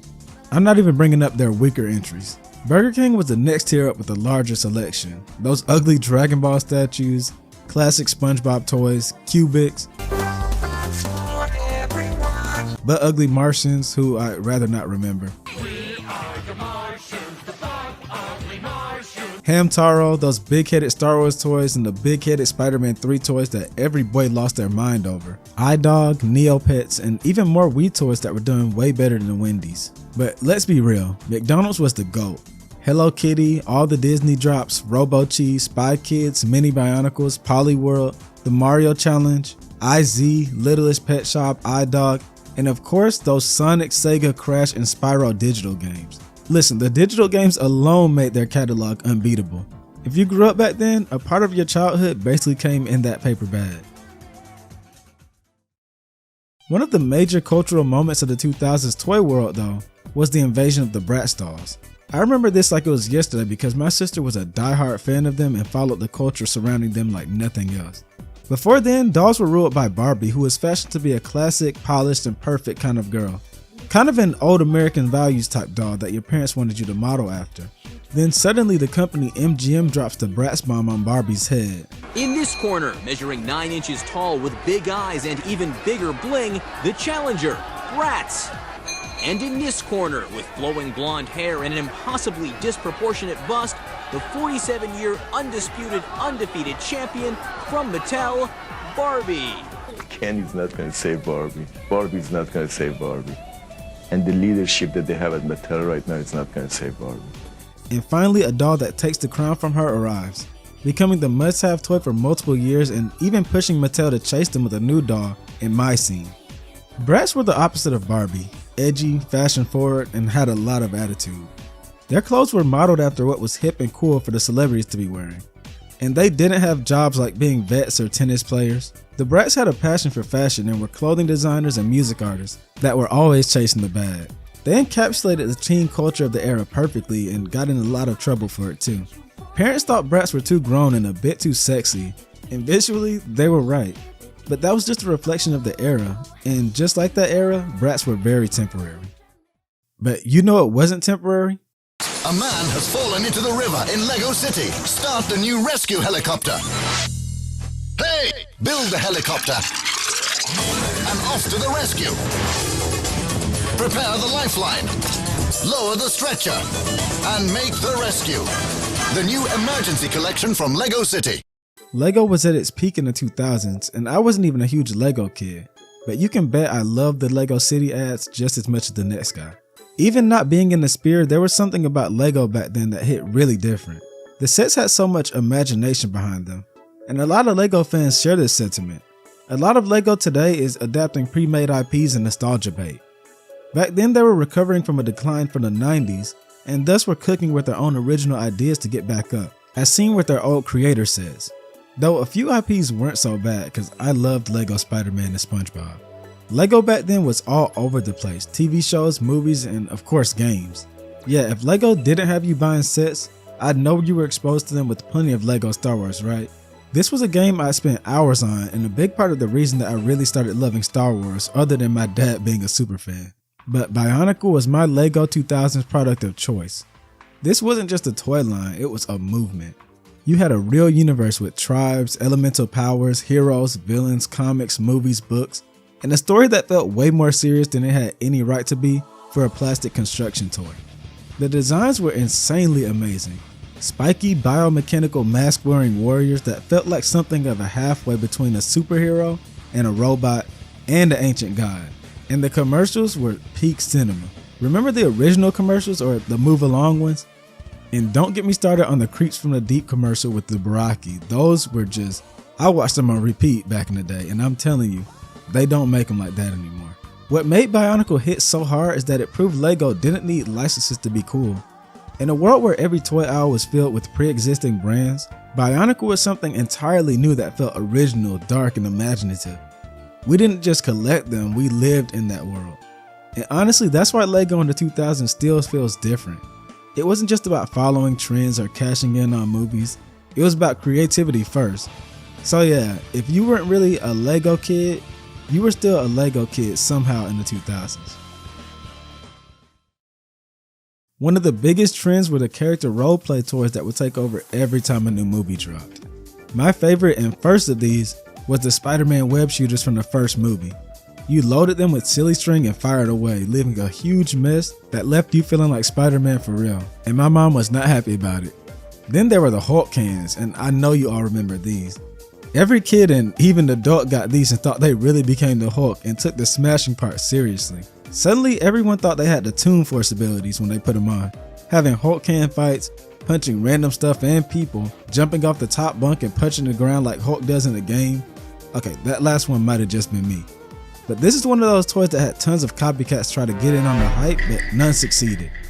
And of course there were the voice changing helmets like Optimus Prime and Vader's. Man, we thought these were aura in a box. You put one of these on and suddenly your whole personality changed. We were walking around doing the heavy breathing like we just left a room full of younglings. Meanwhile, we really sounded like some goobers in a bootleg. But my favorite toy category of the era and still now was the action figures, and oh my god, action figures got cool around this time and I was getting spoiled. Godzilla toys, Jazzware Mega Men, WWE wrestlers, Power Rangers, Dragon Ball, Naruto, Spawn, Robotech, Transformers, Gundam. I had everything, y'all. But I promise, nothing was quite on the levels of Marvel. Let me be more specific. Spider-Man classics were for me. I had darn near every drop of these figures, and my dad would surprise me with a new one like every week. And these were kids' toys, guys. Like, look at the detail and the articulation. They really tried back then. These days, even certain high-end figures don't look this good, let alone the expensive quote-unquote budget options. But if you don't remember any of that, you definitely remember the as seen on TV toys and robot dog toys of that era. As seen on TV toys were less about play and more about spectacle. We had adverts for toys that, like I said, looked like dusty bargain bin items. You were either a kid like me thinking those looked lame, or a kid that knew it wasn't going to work, and sometimes a kid that got fooled. Never forget Fushigi, like, what did this thing even do? I don't know, and I don't think these people from the commercial knew either. Fushigi, like, I don't know what it is, but it's the coolest thing ever, and I can do it. It's so amazing. I think it's fabulous. I get it now. Did you do tricks with it? Was it supposed to look magical? I still don't get it. But it had a commercial, and that means some kid out there wanted it. And then we had Bendaroos that were probably fun till you got frustrated that you couldn't make toys like the commercial. Moon Sand that was fun until it got stuck in the carpet, and the Goat, Slime, and Gak toys. Those were a mess too, but like Moon Sand, were great when played in conjunction with toys like Ninja Turtles or dinosaurs. Also, did anyone ever try those blow pins? Cause I would love to know if those actually worked. These were the type of toys that didn't necessarily need to be good. They just needed a hypnotic commercial with kids that looked like they were having fun. Or just drop a cult-like chant like the Lionel Coin Bank. Lionel Coin Bank, Lionel Coin Bank, save your money, save your money. And then there was the invasion of the robot pets that continued from the introduction of Tamagotchi and Furby in the 90s. Robo-Cheese like Poochie and Meowchi, which I have an old video on, if you can watch that before I learned to up my quality. You got it! Digimon, Robo Sapien, and the other Sapiens, and a lot more. But these tech toys, along with the growing popularity of digital toys, kind of were a sign that things were changing and would change by the end of the 2000s. If you watched my End of Tech Soul video, you know how this all ends. By 2007 and 8, the world was finally introduced to smartphones, smart MP3 players, and apps. Namely, Apple's iPod Touch and iPhone. Suddenly the products topping Christmas lists weren't physical toys or even game consoles, but these microcomputers that would end up being more trouble than they're worth. Kids were obsessed with them, their practicality, their possibility, and their killer apps. Angry Birds, Minecraft, Light Bikes, Goated Game, Fruit Ninja, Temple Run, the list goes on. This would result in physical toys not going away fully, but taking a back seat finally. You weren't seeing parents fight over Tickle Me Elmo anymore, but these shiny little bricks. It was less about imagination, more about screens that came preloaded with instant gratification. Eventually, instead of toy ads, kids watched influencers who would keep them up to date on what they should be interested in. And this was starting way before the 2020s, by the way, with kids watching channels not even made for them, like iJustine back in her Apple Focus days. Instead of kids asking for what they saw on TV or in some cartoon, they were asking for whatever they saw in some unboxing video, not even targeted at them. Play shifted from being shared by two spaces to being fully in the digital world. And now we have kids being babysat by YouTubers, streamers, and screens that respond to questions like this. Hey, what's your favorite cartoon? YouTube. I watch YouTube. No, cartoon. Cartoon? Mm-hmm. You don't watch cartoons? What are cartoons? Damn, what? I'm not that old. Is it like when they have ads? What? You ain't never seen Tom and Jerry? Cartoon Network, Nickelodeon. Hey Arnold. You ain't never seen Disney Channel? Max and Ruby. What? Ruby and Max. Nope. But we that old? I got gray hair. What we lost in the shift away from 2000s toys was, above all, tacticality. We lost the messy, hands-on kind of play, the toys that force you to use your imagination instead of following pre-programmed rules. And we lost the magic of walking into a store and being overwhelmed by blinking lights, noisy demos, and aisles that felt alive. Part of growing up in that era was discovery. Wandering Toys R Us like it was a theme park, and that sense of physical wonder is much harder to recreate when everything is one search bar away. And it's not that physical play is dead. I saw it when I went to a Beyblade tournament. Trust me, those kids are still playing. But look at the current market and tell me what's different. A lot of today's dolls, action figures, cards, and even stuff like Beyblade is clearly aimed at us, the kids who grew up in the 2000s and never fully let go of that stuff. Meanwhile, for actual kids, so many popular toys now revolve around gimmicks like blind boxes. We had versions of that back then, but today it's the main fascination, bringing gambling into the mix of things other than cards. And even that often targets adults just as much as children. I mean, look at Labubu's. I'm not saying that this is the worst thing ever, because digital play opened up a new entirely different form of creativity through YouTube, gaming, modding, and online storytelling. Imagination didn't fully disappear, but became non-tangible. Instead of kids building worlds with Legos on the carpet, they built them in Minecraft. Instead of reenacting cartoons with toys, they make their own edits, animations, and content, which has its own benefits. So while the 2000s toy era had its own kind of irreplaceable magic, the present brought its own version of imagination. I just wish it didn't all need a screen to work, but I'm relating this through a YouTube video. Heck, I used to make stop motions as a kid, so I guess I can't talk, huh? The 2000s weren't just a toy era, they were a whole playground full of imagination where toys connected you to another world. Toys back then didn't just entertain you. They invited you to make your own stories, make messes, and make memories that stuck with you long after the fad passed. They were loud, weird, imperfect, and sometimes trash, and that's exactly why they were so memorable. It wasn't harder at all, like you definitely would survive it, so don't take the title literally, just like with the rest of my videos. It was just more hands-on, more tactile, and more alive, and that's why those toys still feel like a legendary golden age of play. You're watching Wincon 97.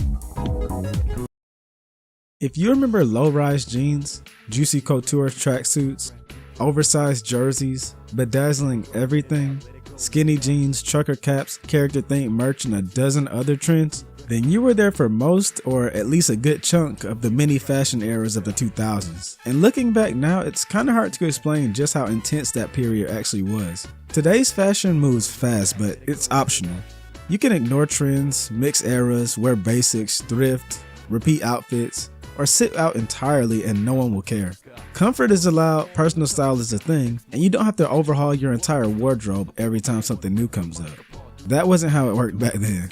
In the 2000s, once something was in, it was in. Your favorite brand, celebrity, music video, or TV show decided what you were supposed to look like that month, and you were expected to follow along. There was no slow rollout, and if you didn't adapt, you didn't just look different, you looked wrong. Heck, even if you wanted to rebel, there was a set look for the nonconformist of every era. These trends didn't fade in gradually either. They arrived overnight, took over completely, and vanished just as fast. Early on, people were trying to look like the future, characters straight out of Final Fantasy X. Then everything flipped. Oversized jerseys, huge sunglasses, chunky shoes, clothes dragging across the floor. Not long after that, skinny jeans took over, so tight that sitting down took preparation.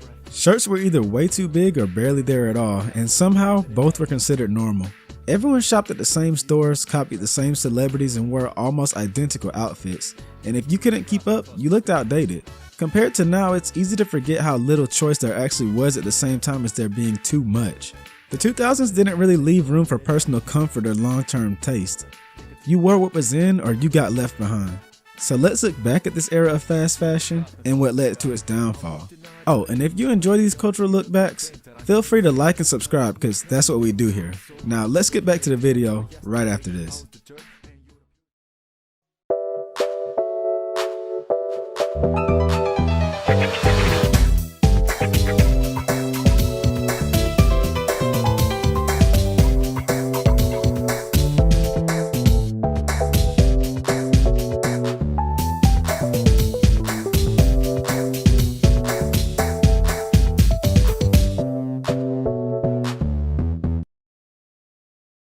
The early to mid 2000s are looked at as such a fine time for two reasons. The first is post-90s futuristic optimism, which resulted in aesthetics like Frutiger Aero, Y2K futurism, and Chromecore. The second is pre-recession excess.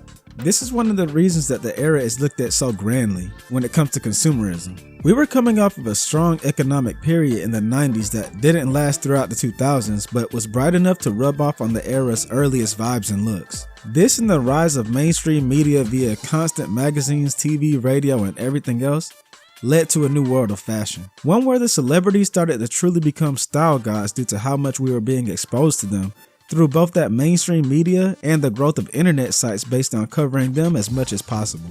Especially for women, this meant constantly being updated on what Beyonce, Aaliyah, Paris Hilton, Britney Spears, Avril Lavigne, or whoever else your girl was wearing or collabing with. Such a landscape would make this era one heavy on the business model known as fast fashion. While the 2000s wouldn't be the originating period of such a term, with it beginning technically in the 30s during World War II, due to the United States shifting to a mass-produced and more accessible clothing, and the term being coined in the 90s, it would be the era it became what we truly know it as, and when it would be recognized as a problem. The fast fashion model is when big trends and designs are mass produced and quickly brought to retail chains at a low cost as soon as they pop off while the demand is high. This gets people going out to buy popular wear as soon as possible, but at the same time that wear wears out just as fast, creating a cycle of buying, trashing, and repeating. In the early to mid 2000s, this was the model for companies everywhere, leading to tons of recreations of high fashion made into low-cost streetwear. Since 1999, stores like Macy's, Kohl's, Target, Uniqlo, H&M, Forever 21, and more have profited from being the faces of fast fashion. With so many choices, overconsumption quickly became an issue, especially because 2000s fast fashion had planned obsolescence baked into each clothing item. This only adds to the issues caused by the model, such as cheap labor, extortion, and negative environmental impact. All of that created an environment where trends didn't just change, they expired. Clothes were made to be worn hard, shown off immediately, and replaced as soon as something new took over. Style wasn't built to last because the moment never did. And that's why the 2000s didn't really have one look. Each stretch of the decade had its own rules and its own idea of what looked right at the time. What was everywhere in one year could feel completely unwearable in just a few years or even months later. So to really understand 2000s fashion, you have to break it down era by era. The early 2000s, otherwise known as the Y2K era, was dominated by looks that were future forward, inspired by optimistic visions of what a tech-based world would eventually look like. For men, this meant blacks and silvers, metallic patterns, tracksuits, leathers, and chunky shoes. It also included light grays, blues, and whites. Of course, it didn't just end at future looks for men in the early 2000s. Surfer Boy summer looks were huge for guys at the time, thanks to bands like Sugar Ray and other acts of the era. Frosted tips, wraparound sunglasses, baggy shorts, the works. And who could forget the hip-hop and urban-styled looks of the period? Literally everything was bright, clean, and oversized. The pants, the jerseys, the hats. Everyone just looked so cool. This style was heavy on brands like Jordans, NBA, Fubu, Sean John, and Rocawear, as Y2K was all about brand icons making you into your own icon. This look would coincide with the nerd media and other rebellious icons such as anime, rock, and wrestling to create the attitude fashion style, which was somewhat of a middle finger to set trends that became a trend in itself. It was the 2000s take on punks, full of spiky hair, frosted tips, shiny clothing, neons, tech wear, extreme sportswear like skater looks, and more borrowed over from the hip hop and urban styles. Oh, and there was Polo. Lots of Polo, a brand that would go in and out of style constantly throughout the entirety of the 2000s. Easter Polo. Damn. Summertime Polo. Damn. Olympic Polo. Braid. Man, what the f***? That ain't even it. But after 9/11, American fashion lost the futuristic optimism it once had and changed aesthetics from 2002 to the mid-2000s. Now the look would become all types of denim, such as ripped and frosted jeans. However, tracksuits, polos, puffer jackets, cargo pants, and other fashions present would continue to be part of the zeitgeist and for the most part would stick around to the late 2000s. These all along with aviator shades and trucker hats as well as the big brand sneakers like Nike, Adidas, and Puma had staying power, making it easy for men to not have to go crazy with chasing trends for a bit.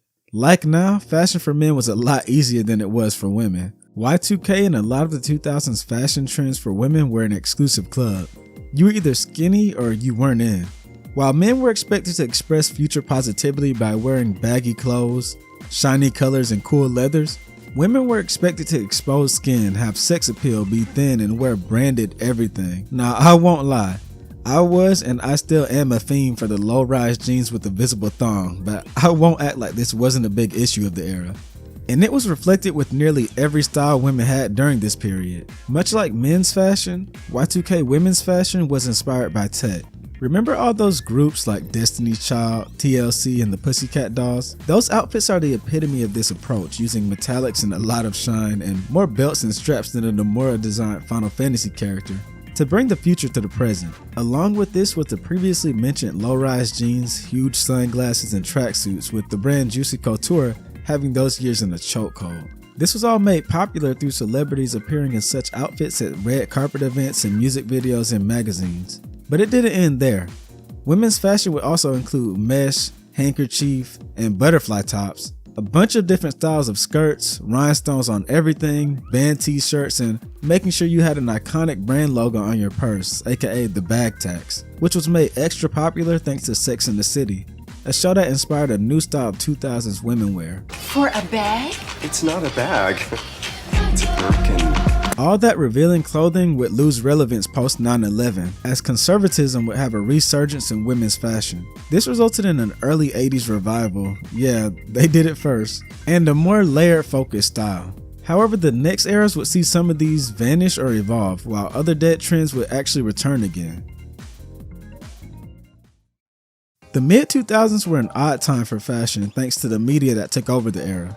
At the same time as more rebellious media would take to the mainstream, such as Linkin Park and other rock groups, Toonami and anime, which was popular enough but still low-key enough to be niche and punkish, and edgy games with aesthetics like Shadow the Hedgehog. Where's that damn fourth Chaos Emerald? The nation would be introduced to the preppy aesthetic thanks to films like Mean Girls, Gossip Girl, and everyone's favorite brand, Abercrombie & Finch, who told everyone that they needed 2 undershirts and 2 polos at the same time. This, partnered with the 1960s fashion revival, made the era a mixed mash of styles for men and women. Women would test new conservative styles and continue to wear jeans with everything, such as layering dresses with pants and graphic tees with long sleeves worn underneath. There was a lot of Disney Channel style going on, if you know what I mean. Low-rise jeans and tracksuits would also make a comeback, along with the intro to new fashion statements in yoga pants, tube tops, cargo pants with thongs showing, Ugg boots, and so much more.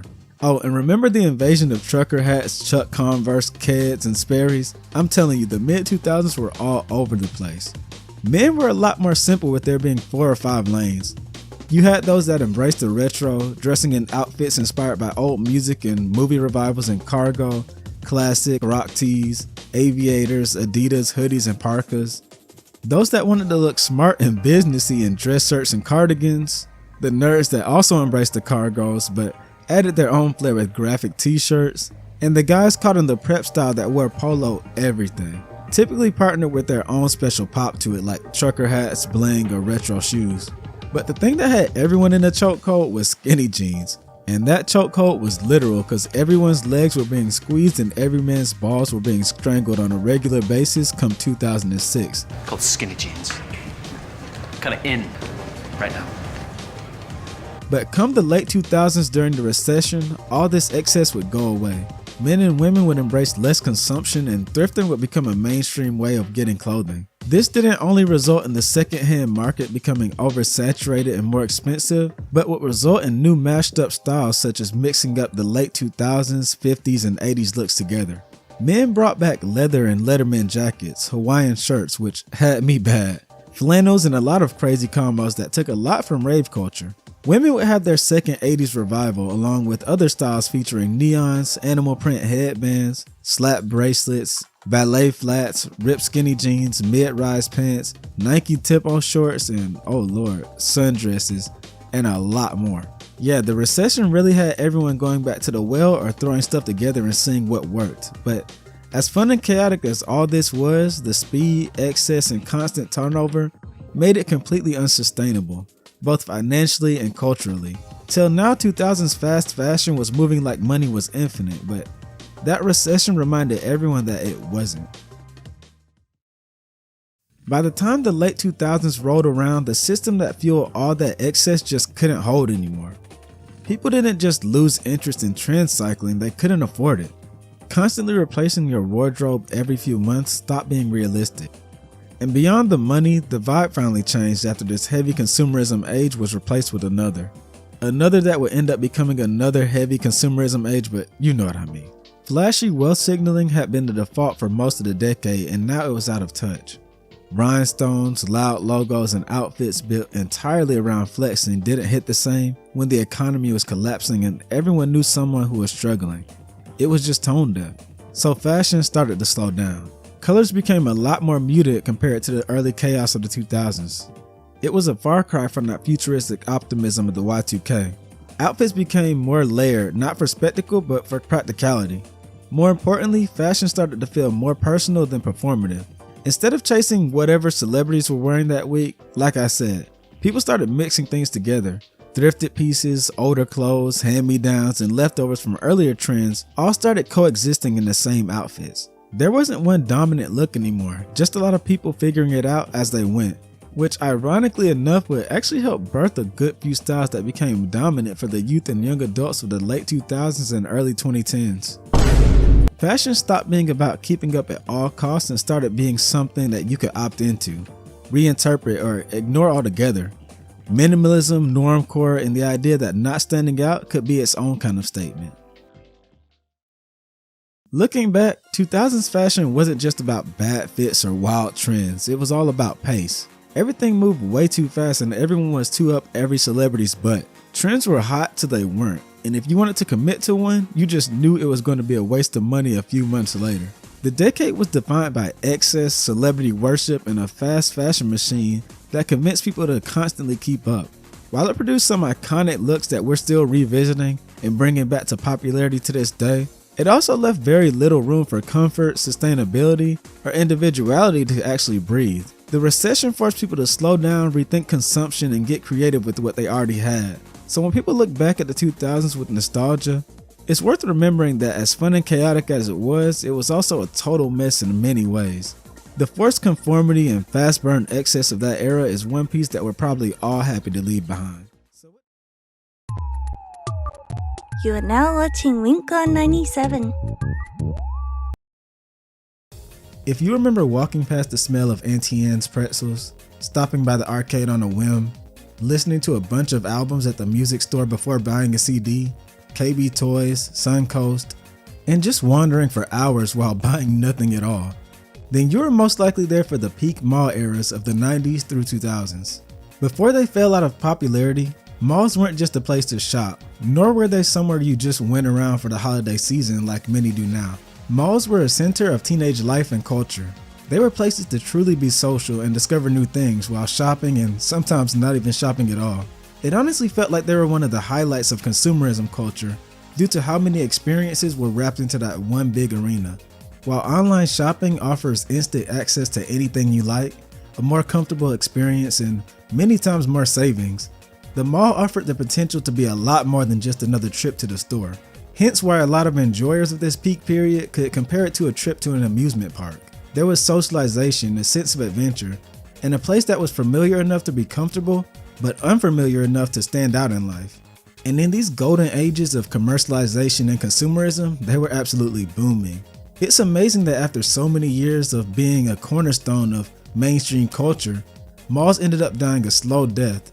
If you go out now, unless you're in a big city, a college town, or your mall is a local attraction, many times you'll be met with what seems to be an indoor ghost town. Many states now have these designated popular inside malls that you stick to, which tend to be few and far between, while every other mall is one you'll walk inside wondering, why is this still open if there's barely anyone here? Something that always makes me miss the golden age of malls is back when there were locations where it really felt like you could actually find anything you could think of instead of just clothing, fragrances, food, and other basics. You know, like the concept insinuates. So today I really wanted to go back to that golden age to talk about the retro mall experience and what happened to it all. And if you like nostalgic cultural lookbacks like these, then feel free to like and subscribe, because that's what we do here. Now let's get on with the video. You could tell a lot about someone via the stores that they shot towards when they hit the mall, and there was a lot to pick from. Of course, you had anchor stores that were actually anchors back then due to their one-stop shop gimmicks like Sears, JCPenney, Macy's, and more. These were places that acted as primary draws to step foot inside the mall and then walk into other stores because why not? I'm already here now, right? Before they were just the stores that you walked into to run past the perfume department to get inside, I always hate going in there. they were spots that people actually shopped in. One look at any of their old holiday catalogs will show you that they were heavy hitters you could get anything in, from toys to appliances. That nature meant they were good, but not the best at what they had when compared to specialty stores, which the mall was full of. It just wasn't a trip to the mall without stopping by the old Hot Topic. Before it became the Disney store featuring anime, video games, and The Office, it was a much more edge-focused clothing and apparel shop. Back in the day, this was the goth store. Korn and Slipknot tees, Invader Zim, South Park, Living Dead dolls, a CD rack, and black jeans with like 50 zippers. If you loved the edge, then you went to this store religiously. But that old Hot Topic edge was probably way outclassed by the old Spencer's Gifts. A store that always makes me think of lava lamps and toys. You know, those toys. What? You walk in and see a lot of weird knickknacks that would lure kids in like it did me. Weird lights, funny poop and toilet gags, drug culture promos, black lights, and tons of cool posters. But my dad would never let me or my sister walk to the back of the store. I wouldn't find out why until I was too old to like Spencer's anymore. And on that day, I walked through all those familiar things until suddenly there were those toys that I talked about on the wall.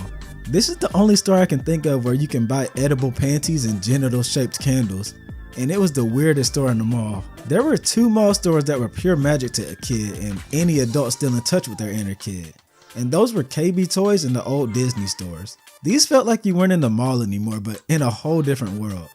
Disney especially made me feel like I stepped into Florida to visit the actual Disney World for a few minutes. These were stores where you explored and would always find something new to beg your parents for, or if you were like me, to tell them what you wanted for your birthday or for Christmas. If your mall had these, it was top tier. Sadly, they've both disappeared here, but funny enough, on my last trip to Japan, I found they had a few good Disney stores still out there. But honestly, the magic just doesn't hit the same. 2 other magical stores back then were Suncoast and EB Games, or if you're around for it, Babbage's. The former being a video store and the other 2 game ones. First of all, Suncoast always had Dragon Ball, Tenchi Muyo, and other anime stocked, whereas many other chains didn't. So you already know, on top of having classic video store magic, it had that added bonus. Having anime before the recent popularity boom was insane. And EB Games, literally GameStop when it used to have Soul. Back when the store was still all about games and not just another all-in pop culture flea market.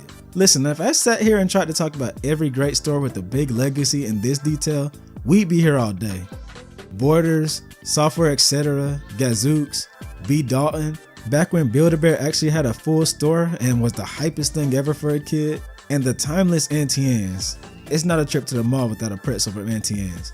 These types of stores and more are the reason that you stop in the mall for one thing and end up inside for the entire day without running out of things to do. And we can't forget what the food court added to that, because if the mall was a video game and the stores were different worlds, then the food court was the main hub. This is where you actually ate after being decision stuck for minutes, or didn't eat at all and just talked with friends for hours. And they almost always had a Sbarro, Orange Julius, Panda Express, and somewhere with some Philly cheesesteaks. But if you are really about it, then you know that this was truly the elite area to sit and people watch. You're watching WinCon 97. Friday, you want to get up as early as we are for the early bird sale at KB Toys and KB Toy Works. You can get all kinds of toys at incredible savings from 5 a.m. to noon only. It's only Friday, only at KB Toys and KB Toy Works. You're watching WinCon 97. While the stores and food were fun, my personal favorite part of the old malls, and modern when they still have them that is, are the arcades, movie theaters, and heavy seasonal energy that they can emit.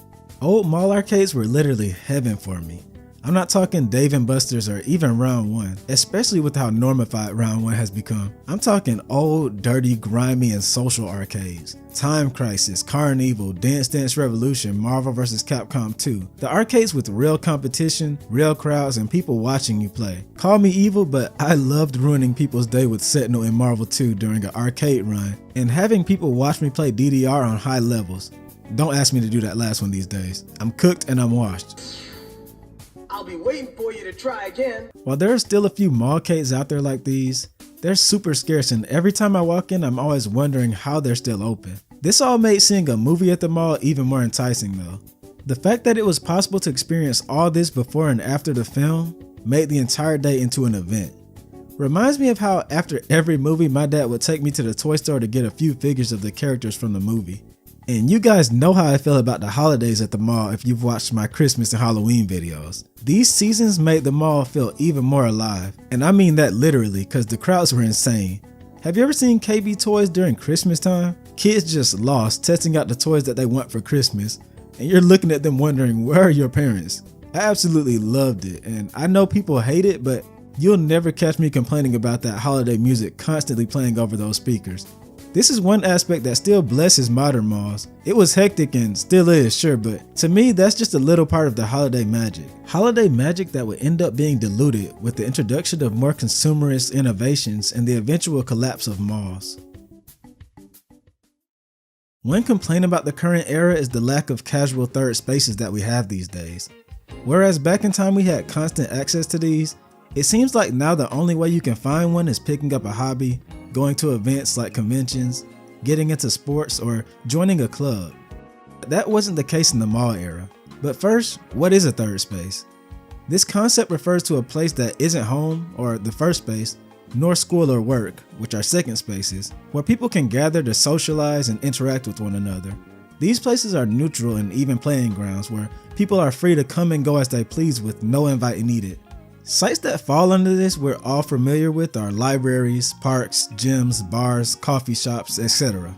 The issue with the modern variants of these is that in the current day, many share the sentiment that it can feel almost frowned upon to randomly interact with passerbys that you've never met in these establishments.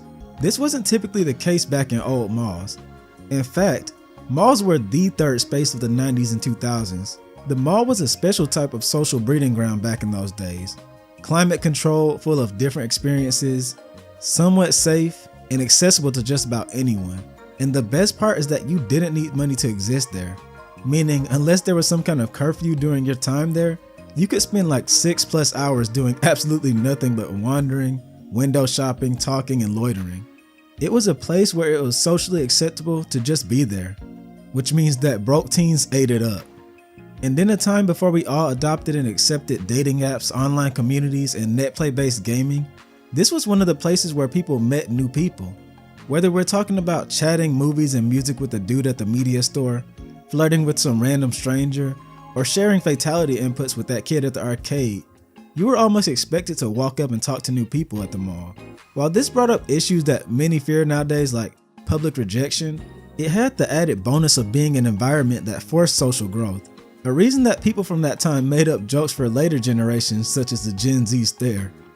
Ultimately, the mall was never just about buying things, it was about being seen. But the rise of online shopping to the mainstream via companies like eBay and Amazon would present a significant hurdle for malls. Amazon especially would change convenience forever. Why leave the house and ride miles away to wander aimlessly when you can get exactly what you want or need from the comfort of your own house? No social interaction or gas required. According to powercommerce.com, a study by Sophie Leslie revealed that at the same time as a 62% drop in in-store shopping, there was a 111% increase in online shopping, a clear indicator that the internet was coming for everyone, including malls. But that wasn't the only mall killer despite being the most popular to point fingers at. Big box stores like Walmart and Target and their constant spread have slowly been shutting down mall anchor stores for years. Not only did these stores offer the same variety and inventory, but their locations are typically more convenient, and their competitive pricing typically undercut mall-based offerings. When something like this shuts down an anchor store, it makes you realize how important all those Macy's and JCPenney's are. Once those leave the mall, suddenly so does more foot traffic than you'd think. The 2008 financial crisis is yet another horseman that cursed malls. With a great recession comes reduced spending, and malls are a very easy pleasure to cut out compared to other needs. The final nail was our shift in technology. The rise of the modern smartphone and social media replaced the need to go out. And social media and chatting platforms like Discord and even Skype before it would eliminate the need for physical presence for many. Once again playing into that comfort culture aspect that current generations are constantly after. This all didn't only hurt shopping malls, but third spaces in general. Remember how I said how hard it is to freely find third spaces now? And how it feels more difficult to interact with strangers today? Innovations and cultural shifts like this are the culprit, and the fall of malls is the perfect example of that. Compared to being out or at some arcade where new social interactions are almost forced, you really lose something. The real interactions and spontaneous moments are what life is supposed to be full of, and that's a part of why the mall was so great. Why do you think so many movies and TV shows take place in them and capture the aspects so great? While not fully dead, most malls today, other than those that somehow evolved their image into being full-on attractions, are a far cry from those of old.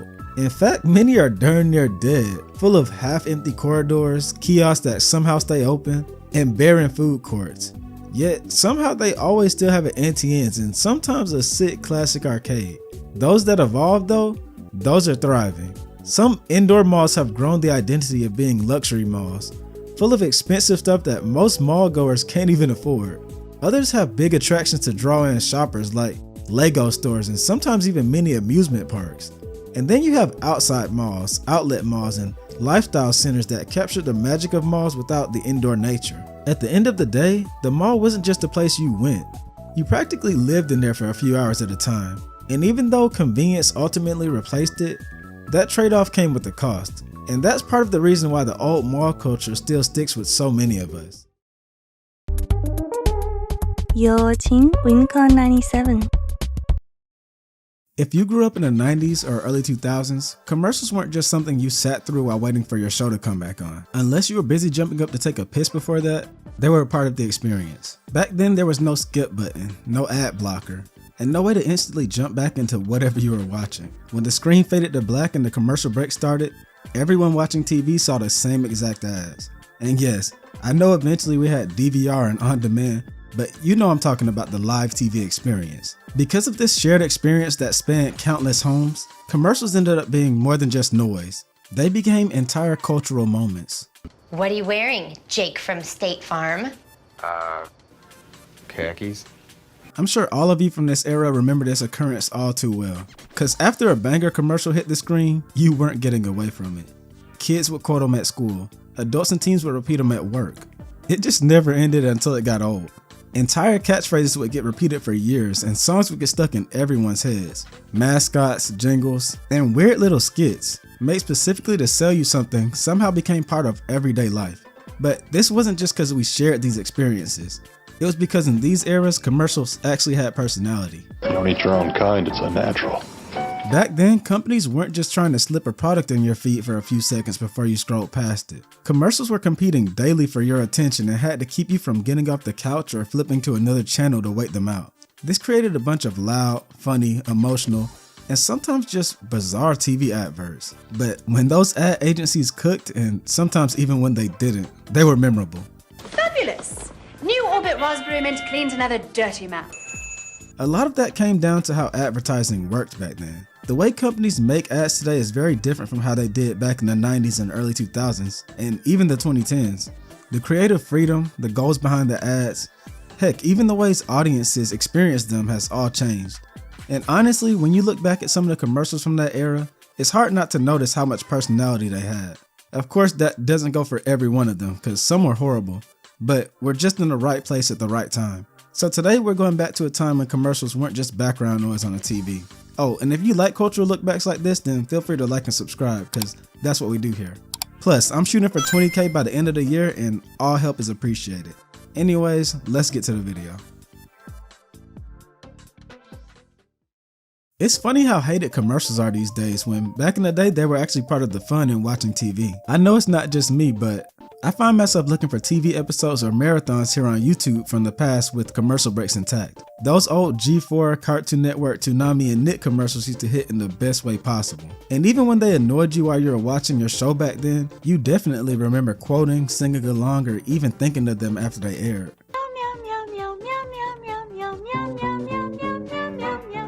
And if you were actually watching that show, then you weren't really allowed to avoid them. They were a talking break, a chance to run to the bathroom, or a time to run to the kitchen to grab snacks. All while you listen to them in the background while waiting for your program to start again. Unlike now, a time when we look up the commercials, announcements, trailers, or whatever else we want to see online via Google or YouTube whenever we like. Back then, you were alerted to a lot of new things through the television. Movie trailers, toy commercials, new fast food products and promotions, medicines, you name it. We saw it all while watching TV many times over and over. And you always saw what you needed because those companies knew what channels to target.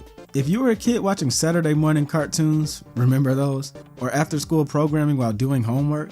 Then you know half the experience was watching the commercials. I mean, we had constant toy, snack, animated movie, and sometimes randomly medical commercials like the mesothelioma one. If you or a loved one was diagnosed with mesothelioma, you may be entitled to financial compensation. Heck, I even think those channels ran those college commercials like ITT Tech and everyone's favorite Education Connection ads. Get connected for free with Education Connection. But you already know the commercials that we really liked were the toy ones. TMNT, Bratz, Nerf, Barbie, we saw all of it.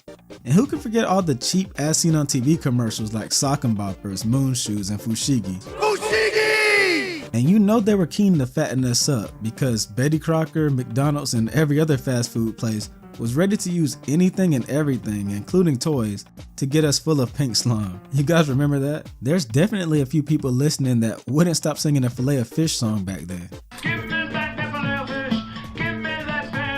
I mean, there were too many kids commercials to cover, but one that stands out to me is the Chia Pets one. A toy that was as boring as watching paint dry.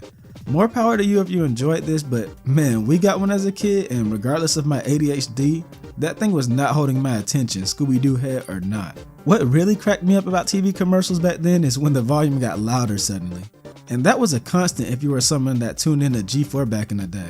A channel that young boys, and girls I'm sure, found themselves on. You remember late at night on that channel when this ad popped up? Warning! This video contains explicit material not suitable for children. If you know, you know, and if you know, then hats off to you, because I know you were sweating up a storm with your eyes flickering from the TV to the door on repeat, all while that TV was probably on mute. Thankfully, that was the exception, not the rule, as most commercials weren't about Gooner shock value, the full-on persuasion of toy commercials, or even forcing themselves in your head with a jingle. In fact, from the 90s through 2000s, there were many commercials that lived and died by their heart or just by how weird they were. And trust me, there were some absurdly weird commercials out there. 800-588-2300 Empire. Today. There were so many utterly bizarre commercials back then that you'd be hard-pressed not to remember at least one. Some were unintentionally weird, like head on, apply directly to the forehead. Head on, apply directly to the forehead. Those ads that had you sitting there wondering who sat there and thought it was a good way to show off a product like that, till days later you realized that it was stuck in your head. But then you had those over-the-top commercials that were either trying to freak you out as a kid or just have you scratching your head due to how absurdist they were, or whoever approved it was trying to be. The former of those might make you think of Sprite's Son Fizz, a commercial from the 90s that freaked out little kids. Or the many ads that Honeycombs decided to air with the Animorph type kids or Big Mouth. We were getting hit with nightmare fuel that attempted to sell us sweets. But on the other side was a different type of weird that was a mix of Newgrounds and David Lynch. You guys remember the berries and cream Skittles ads that I never thought was funny? Berries and cream, berries and cream. I'm a little lad who loves berries and cream. Or the Axe chocolate guy? Maybe the many gaming ads from over the years, going back to even the 80s. Scary or not, I love all of these except maybe the PS3 baby. Or even the masterpiece that is the Geico Caveman commercial. But let's be real, no commercial embodies the attempt to weird you into buying a product like the Quiznos Sponge Monkeys. We love you so! This commercial was so odd that it took all the attention away from the subs it tried to sell, and within years, Quiznos would file for bankruptcy, showing that it was possible to get a little too weird. Like, no one could pay attention to what the commercial was about when you were looking at and hearing this.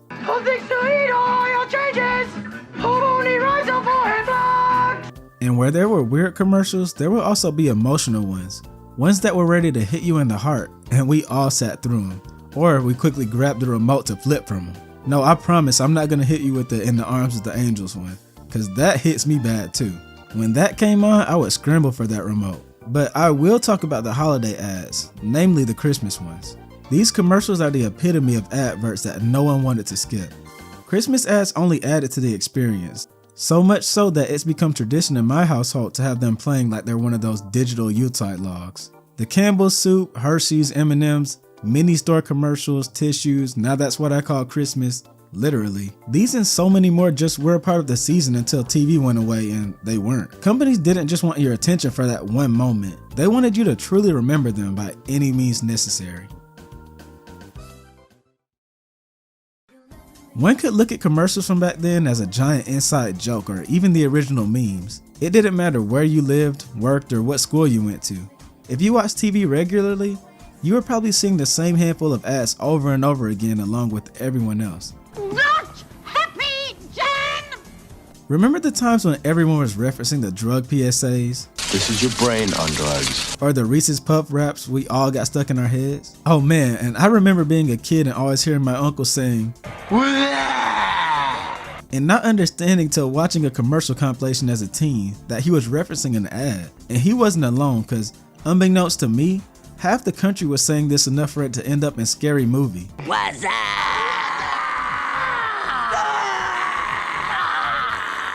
This can be called a cultural ripple effect, a phenomenon where an event sparks a reaction that spreads throughout society and spins from the fact that we were all seeing the same ads, as I said earlier. Half the stuff that kids begged their parents for came directly from those commercial breaks.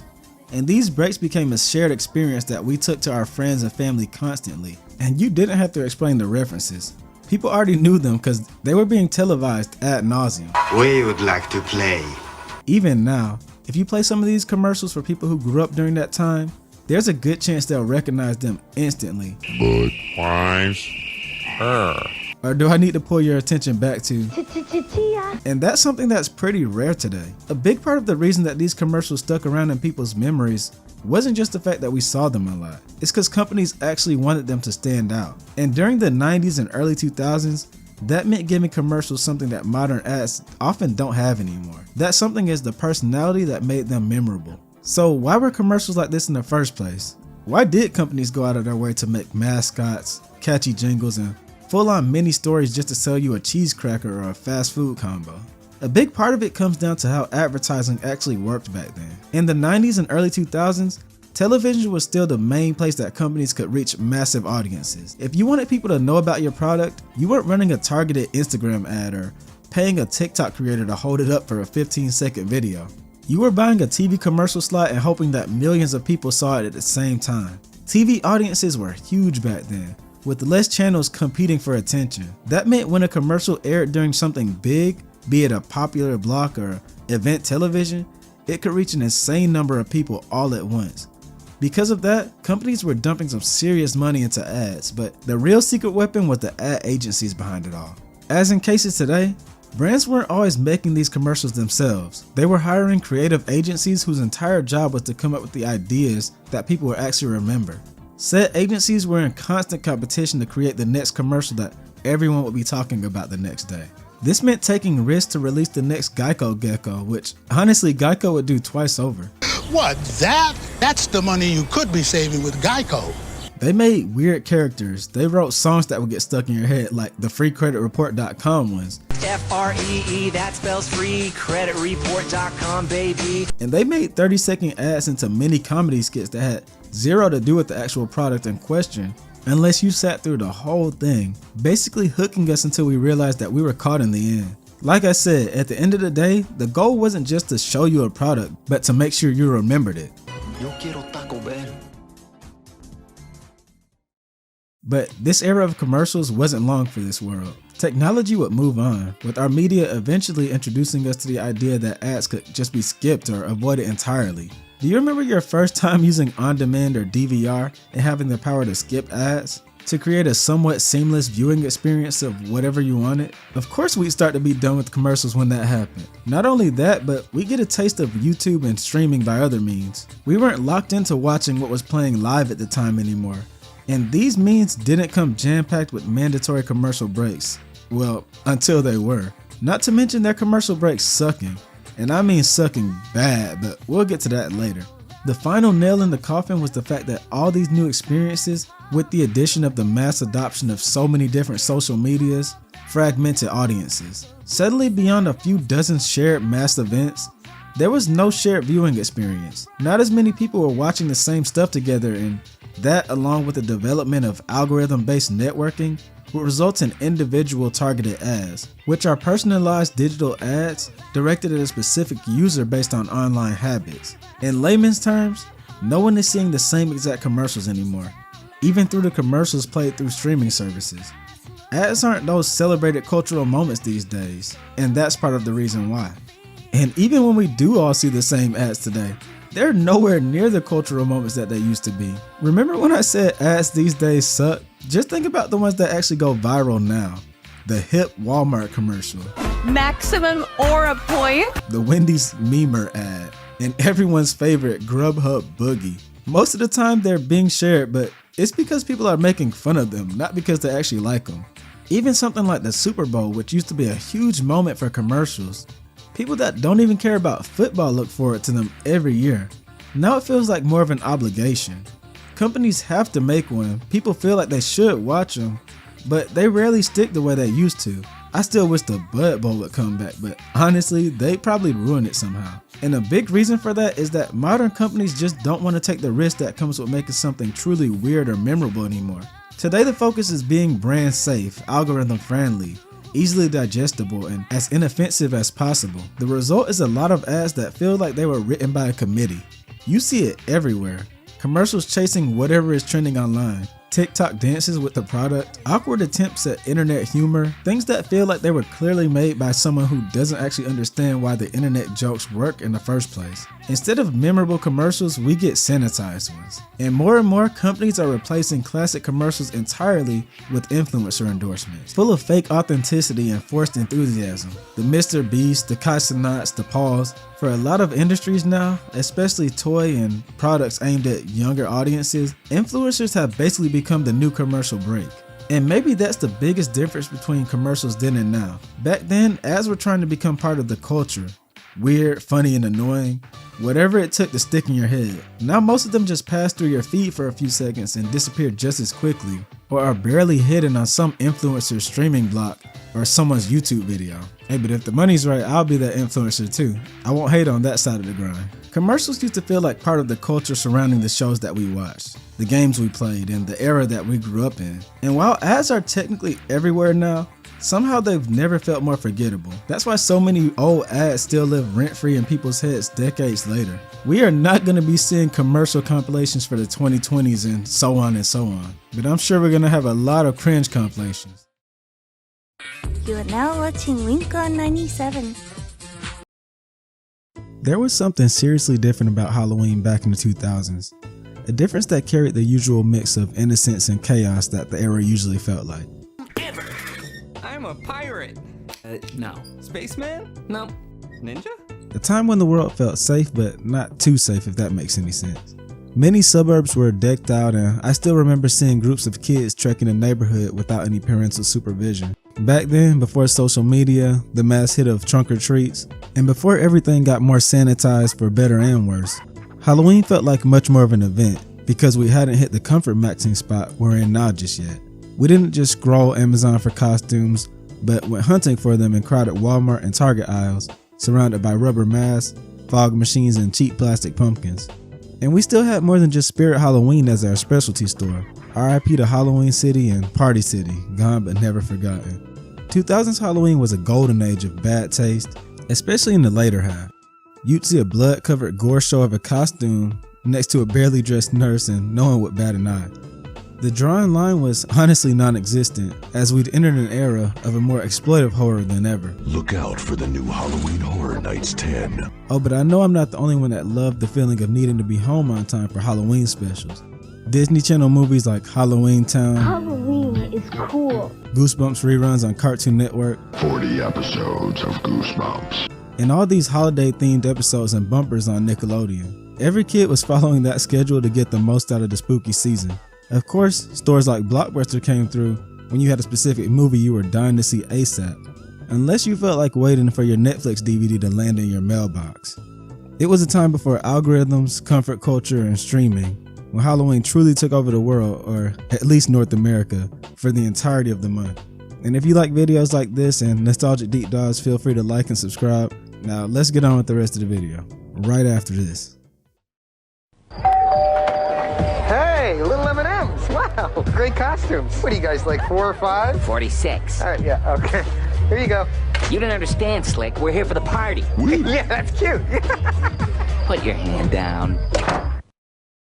It ain't trick-or-treating, but to me, the Halloween takeover of literally all forms of media back then was everything. And when I say all forms, I mean all forms. Halloween-shaped cookies. So easy, you can do it with one hand. While channels still have their little Halloween themes, it isn't touching how things used to be when it comes to the plague of Halloween-themed commercials.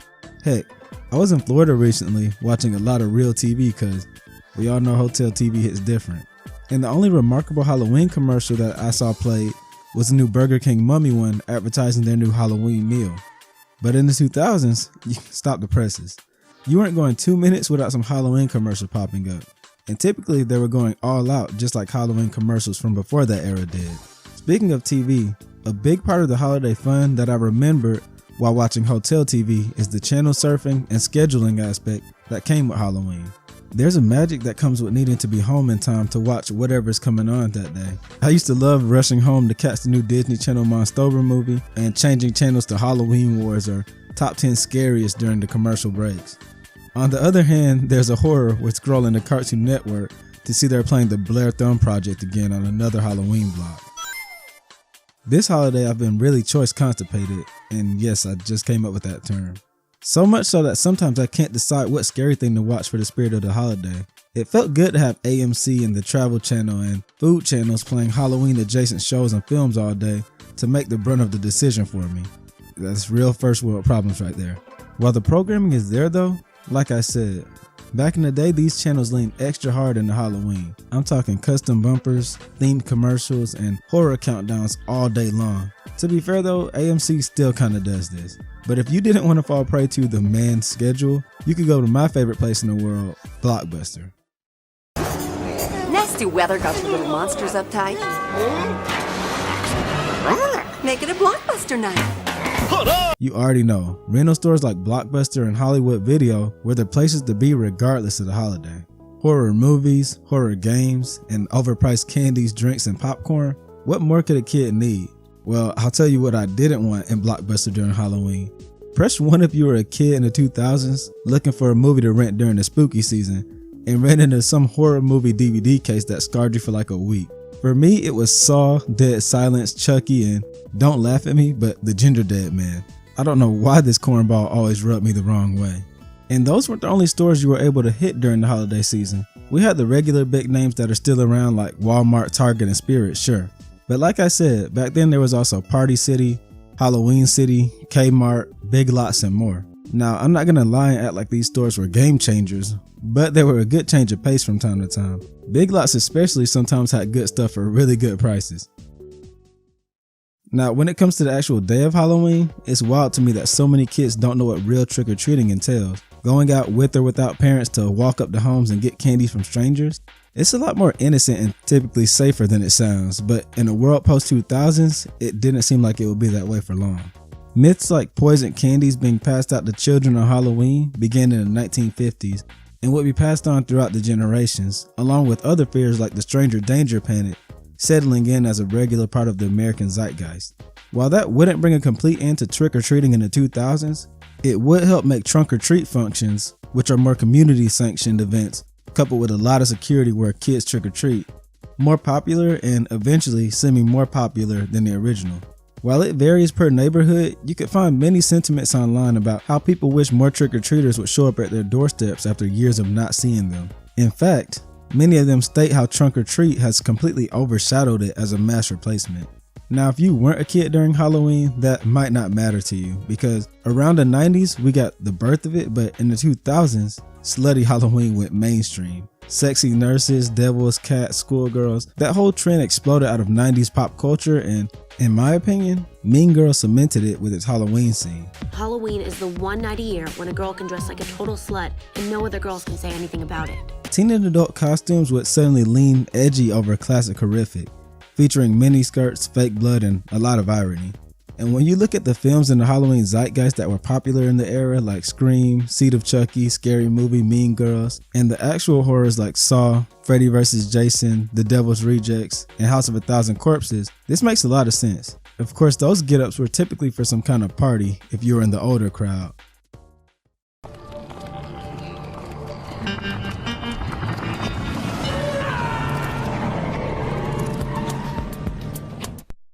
Now, we can't finish talking about 2000s Halloween without talking about the internet, because we had a bit going on, especially when it came to Flash games. This is not a ROM hack. What you're going to see now is a game called Super Mario Blue Twilight. It is a little bit old, but it's, you know, as the internet tends to recycle things come back around. Exactly. And I won't continue until we talk about Billy and Mandy Harem Scarum.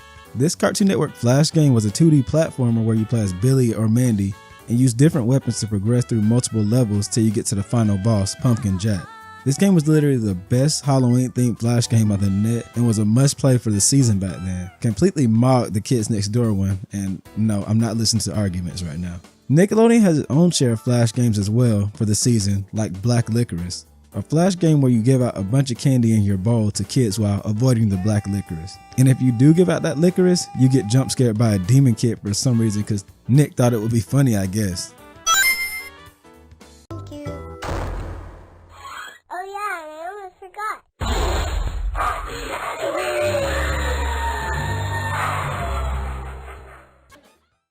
But here's the sad thing about the internet and Halloween's relationship. The internet low-key killed a lot of this stuff that I'm waxing nostalgic about in regards to it.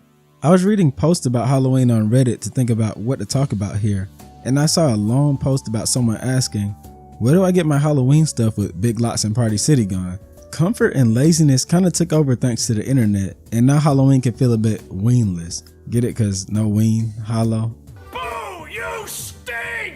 But seriously, we lost a lot going into this era from Halloween thanks to how the internet operates now. I was just watching a podcast with a bunch of old heads reacting to and talking about old Halloween commercials from the 80s and how they went all out. Shout outs to the Pixel Podcast. Well, after wondering why that stopped, they hit the realization that no one needs it anymore. I can't even think of any. I must see ads all the time now.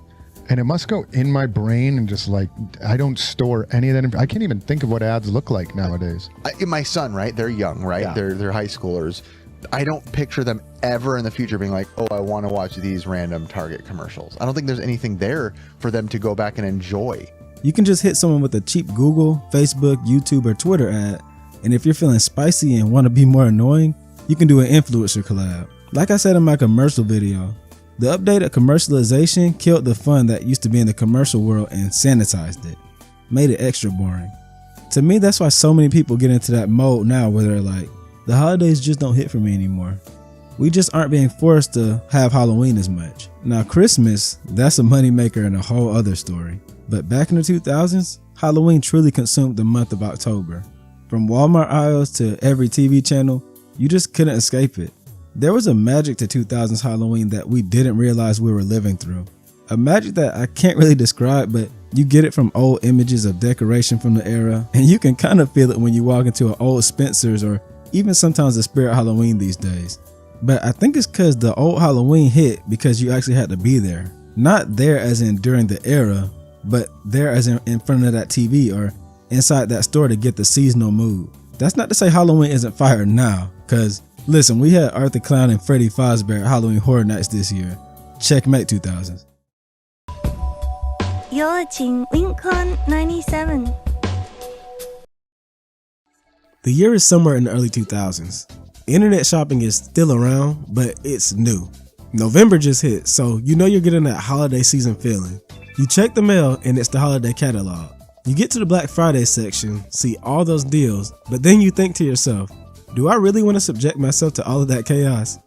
See, up until now, my whole little You Wouldn't Survive title was just a fun name I landed on for my cultural look back series. But for this video, it's literal.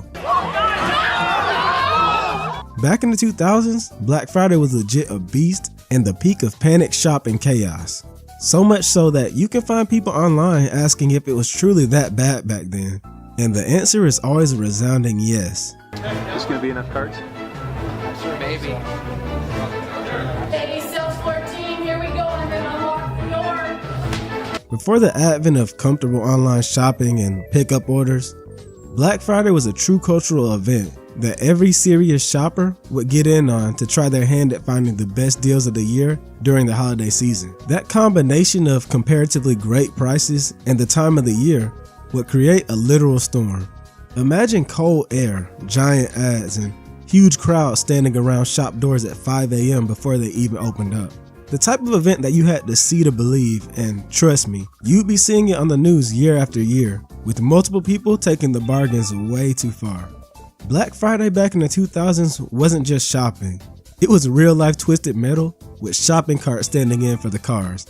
So let's take a look back at the insanity that was Black Friday decades ago. Of course, we can't talk about the Black Friday explosion of the era without talking about the consumer landscape back then. While they've been open for years before the decade, big box stores like Walmart, Best Buy, and Target had hit their prime in the 2000s as one-stop shops for various consumer needs.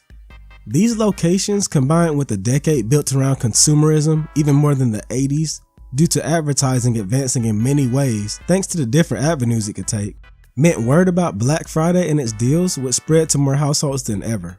You literally were not getting away from the Black Friday gospel back then. And it's not like there was a Cyber Monday just yet, so there wasn't any other choice out there. Turn on the TV, open your mailbox, go to the store, turn on the radio, or do anything else, and you're getting hit with the reminder that Walmart has the best Black Friday deals around, on top of rollbacks and price matching. As a kid, I had no clue what the heck any of this meant, but to adults and teens, it obviously meant everything. So much so that Black Friday would be no stranger to people sleeping overnight in their cars, tents, lawn chairs, and whatever else they had outside of the stores to be the first to get to those deals. 2 beds and just no bathroom, that's it. Overnight, they try and get rest, but it's not always easy. We had a couple of incidents with drive-by honkings during sleep. Companies would feed on this, weaponizing urgency and scarcity in order to attract this kind of behavior, which is referred to as Doorbuster psychology. The Doorbuster psychology consists of many variables that get people to, well, bust through the doors double time. Things like announcements of the first 20 customers getting something, limited quantities, massive discounts, and such things are key examples you've probably seen since the day you started shopping. And in the 2000s, the age of rapid tech evolution, when tech was still new and fun, these were absolutely must-have deals. $250 laptops, $99 TVs, $30 DVD players, PS2, Xbox, and GameCube bundles. It was a never-ending well of cheap promises that no one wanted to miss. I've seen someone online talking about waiting in 12-degree weather for 5 hours outside of Best Buy to save $30 on a portable DVD player. These deals were serious, with things going up to like 80% off at times. And while you'd hear of people waking up early to sit on newegg.com, mashing refresh over and over for some come up, the true deals mainly existed in store. So you had to actually be there when the doors opened. And when those doors opened, man, that's when things got ugly.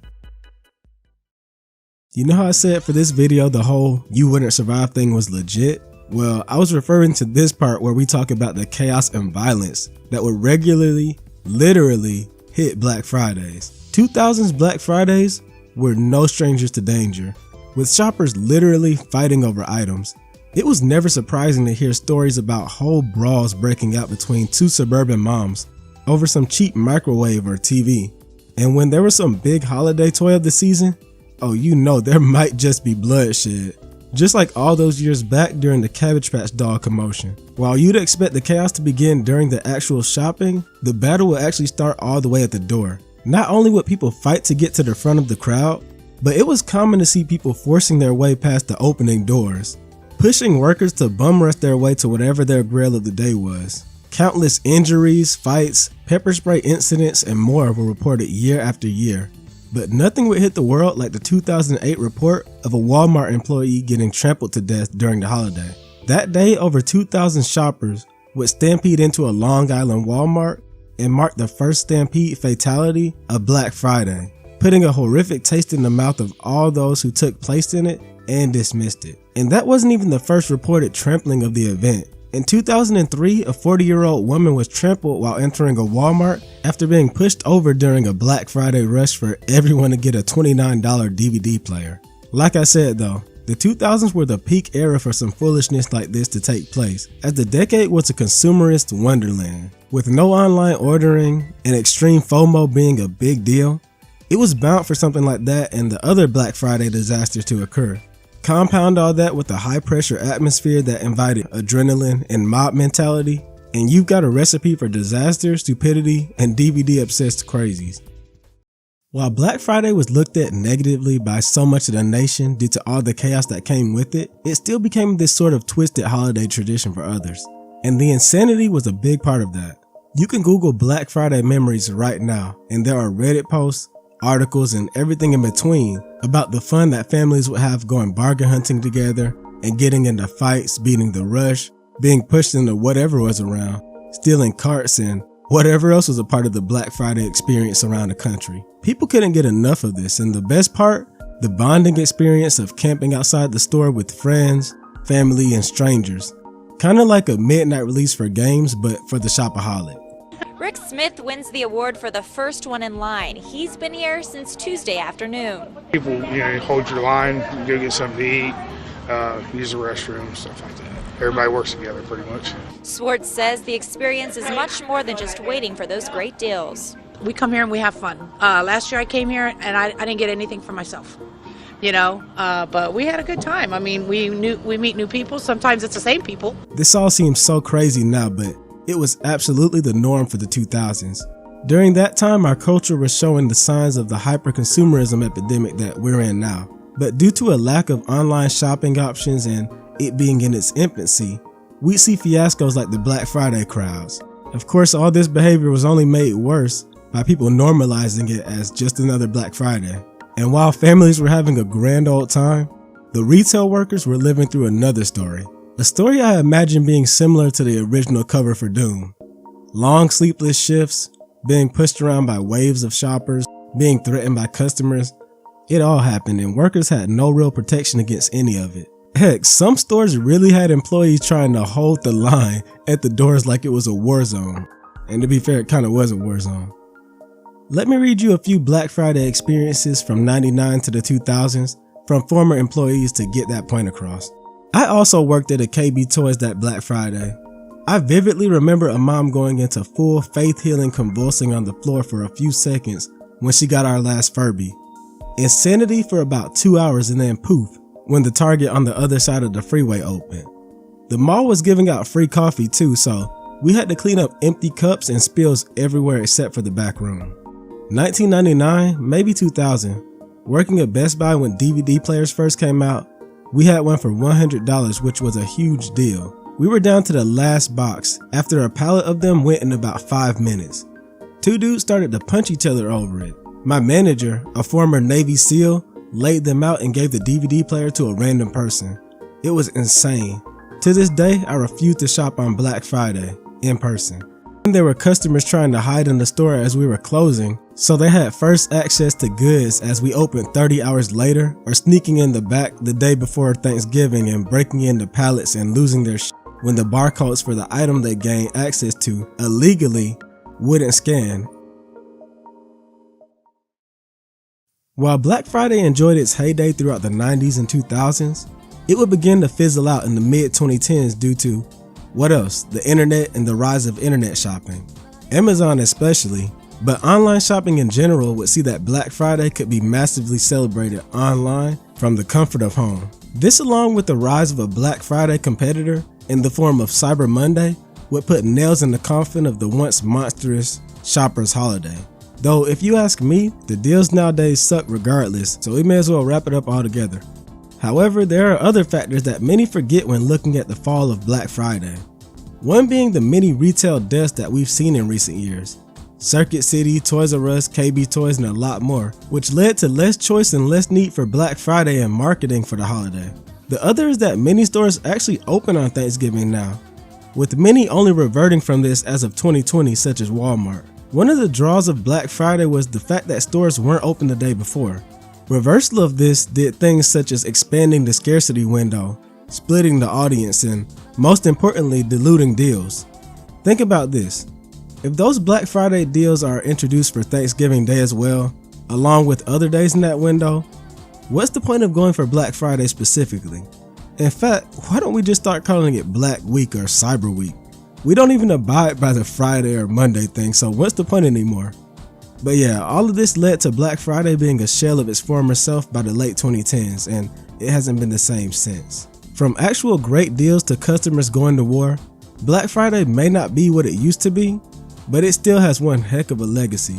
It became a symbol of the decade's consumer insanity and shows that the era was one where people literally risked their lives for half-price electronics. It's so funny to contrast this go-getter attitude when it comes to something like a shopping holiday with the comfort culture way of shopping we have today.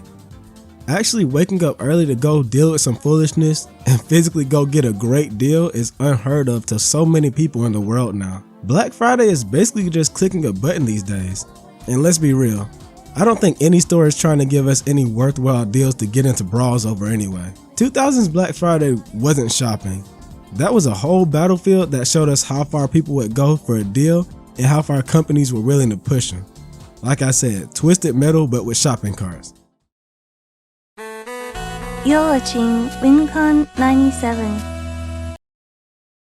If you remember big trips to packed malls, running around Toys R Us every week, a new must-have holiday trending toy every year, and those iconic Christmas commercials that aired every 10 minutes, He does exist! They do exist.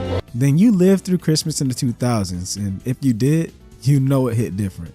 Because more than any other holiday, Christmas didn't just happen in the 2000s. Christmas was the king of making every day of its season a mini event as soon as Black Friday was over. No matter what you were doing or where you were, to the joy and sometimes detriment of people everywhere.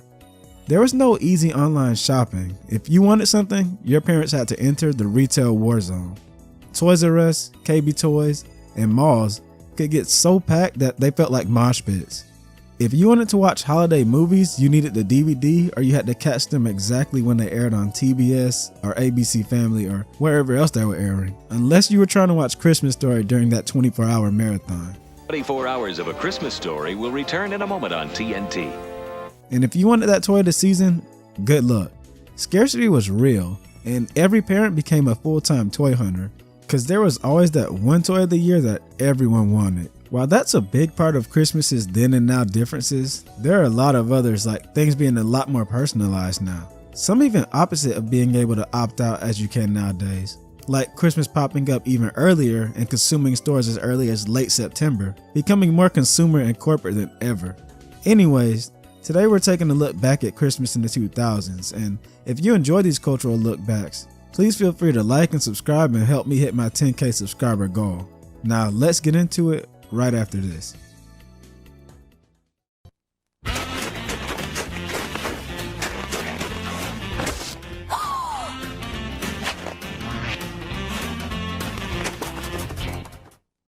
Other than checking the calendar, the big sign that the holiday season had touched down was sometimes literally a big sign. I'm talking about the Christmas ads that were everywhere back then. It always started with a Christmas catalog for my siblings and me. On the day we'd check the mail and see the one for Walmart, Target, Toys R Us, and KB Toys, it was time to cut everything out for the day because we were booked with looking at all the stuff we wanted for the holiday. While the catalog would set the tone, nothing quite touched the feeling of seeing those magical Christmas ads on TV every year. This was already an era when commercials had to fight to keep you from changing the channel, so you know they were working overtime to actually become holiday traditions in themselves.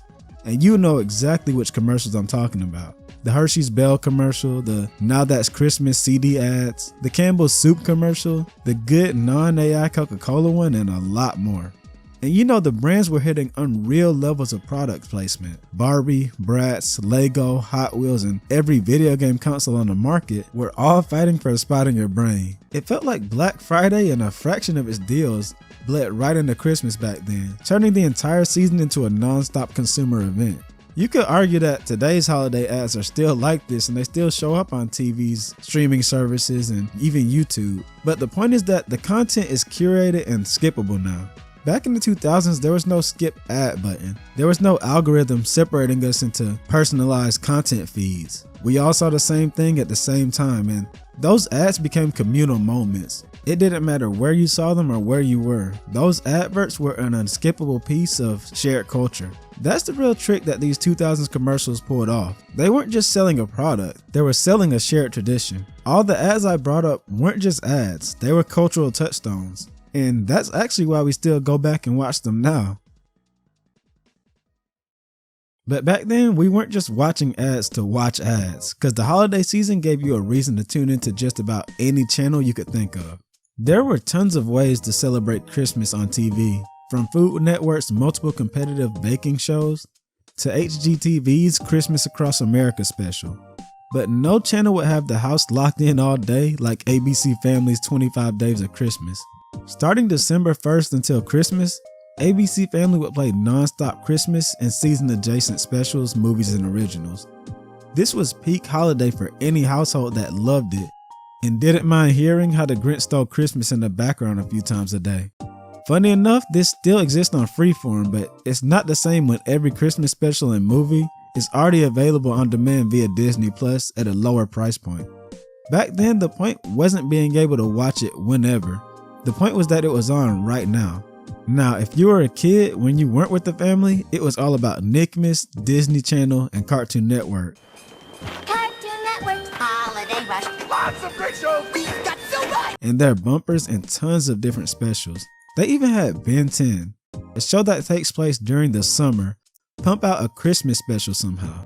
But there was nothing that hit like Nick's old holiday crossover shorts. All this was great, but we have to agree that the most memorable special was when X-Play would go over the must-have holiday games of the season. Okay, seriously, let me get for real. That was great, but the real specials of the season were Charlie Brown, Frosty, Rudolph, all of the other reindeer, the classic Grinch, and the rest of the Ronkin' and Bow specials that were must-watches every year. I don't think there was a house celebrating the holiday that wouldn't let at least one of these rock. And even if you weren't home, holiday radio was huge back then. Before we could just stream what we wanted, it was at least one station's job to bring the spirit to the car. And for me and my family, it was Delilah, an old radio host that had a part-time mini talk show, part-time Christmas music show. But it was the most relaxing, most Christmas thing I ever listened to. And my family had it on every time we were out on a December night. And even if you weren't a Christmas music person, you hear sleigh bells and jingles regardless in the form of ads on other channels. I remember once we hit the 2010s, some years it would be a struggle to find the Christmas station on the radio. But in the 2000s, you weren't allowed to avoid holiday media because it was literally everywhere.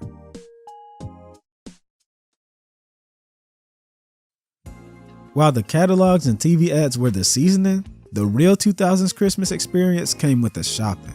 This was the one time of the year when it felt like everyone ended up in the same few places at the same time. And nowhere felt like more of a cultural flashpoint than the mall and the toy stores.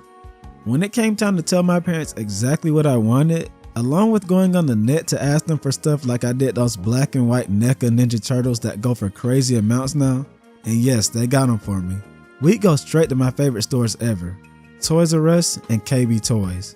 Sometimes even quick stops at Walmart and Target toy aisles when they were a lot smaller.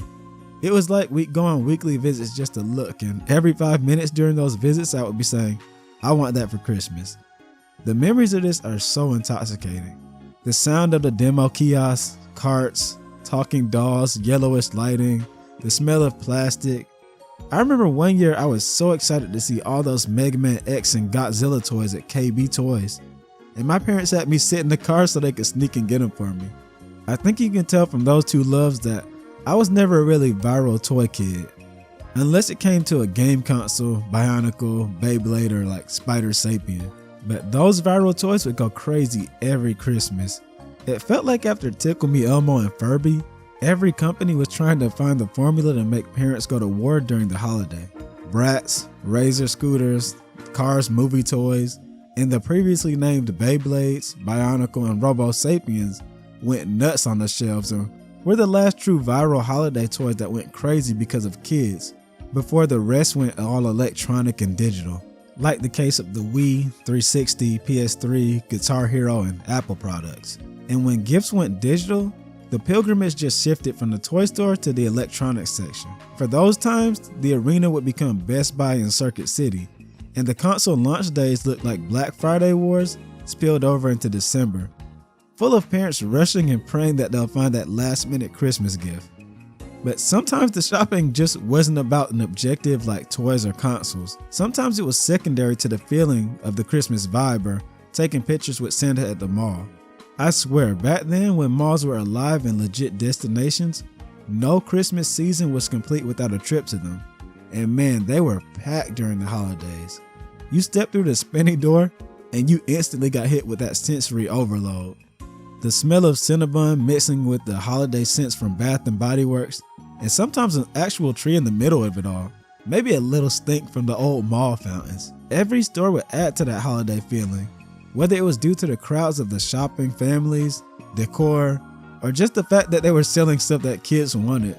Hot Topic, FYE, GameStop, KB Toys, Spencer's, you know the ones. The mall was the physical embodiment of the unskippable holiday media that we just talked about.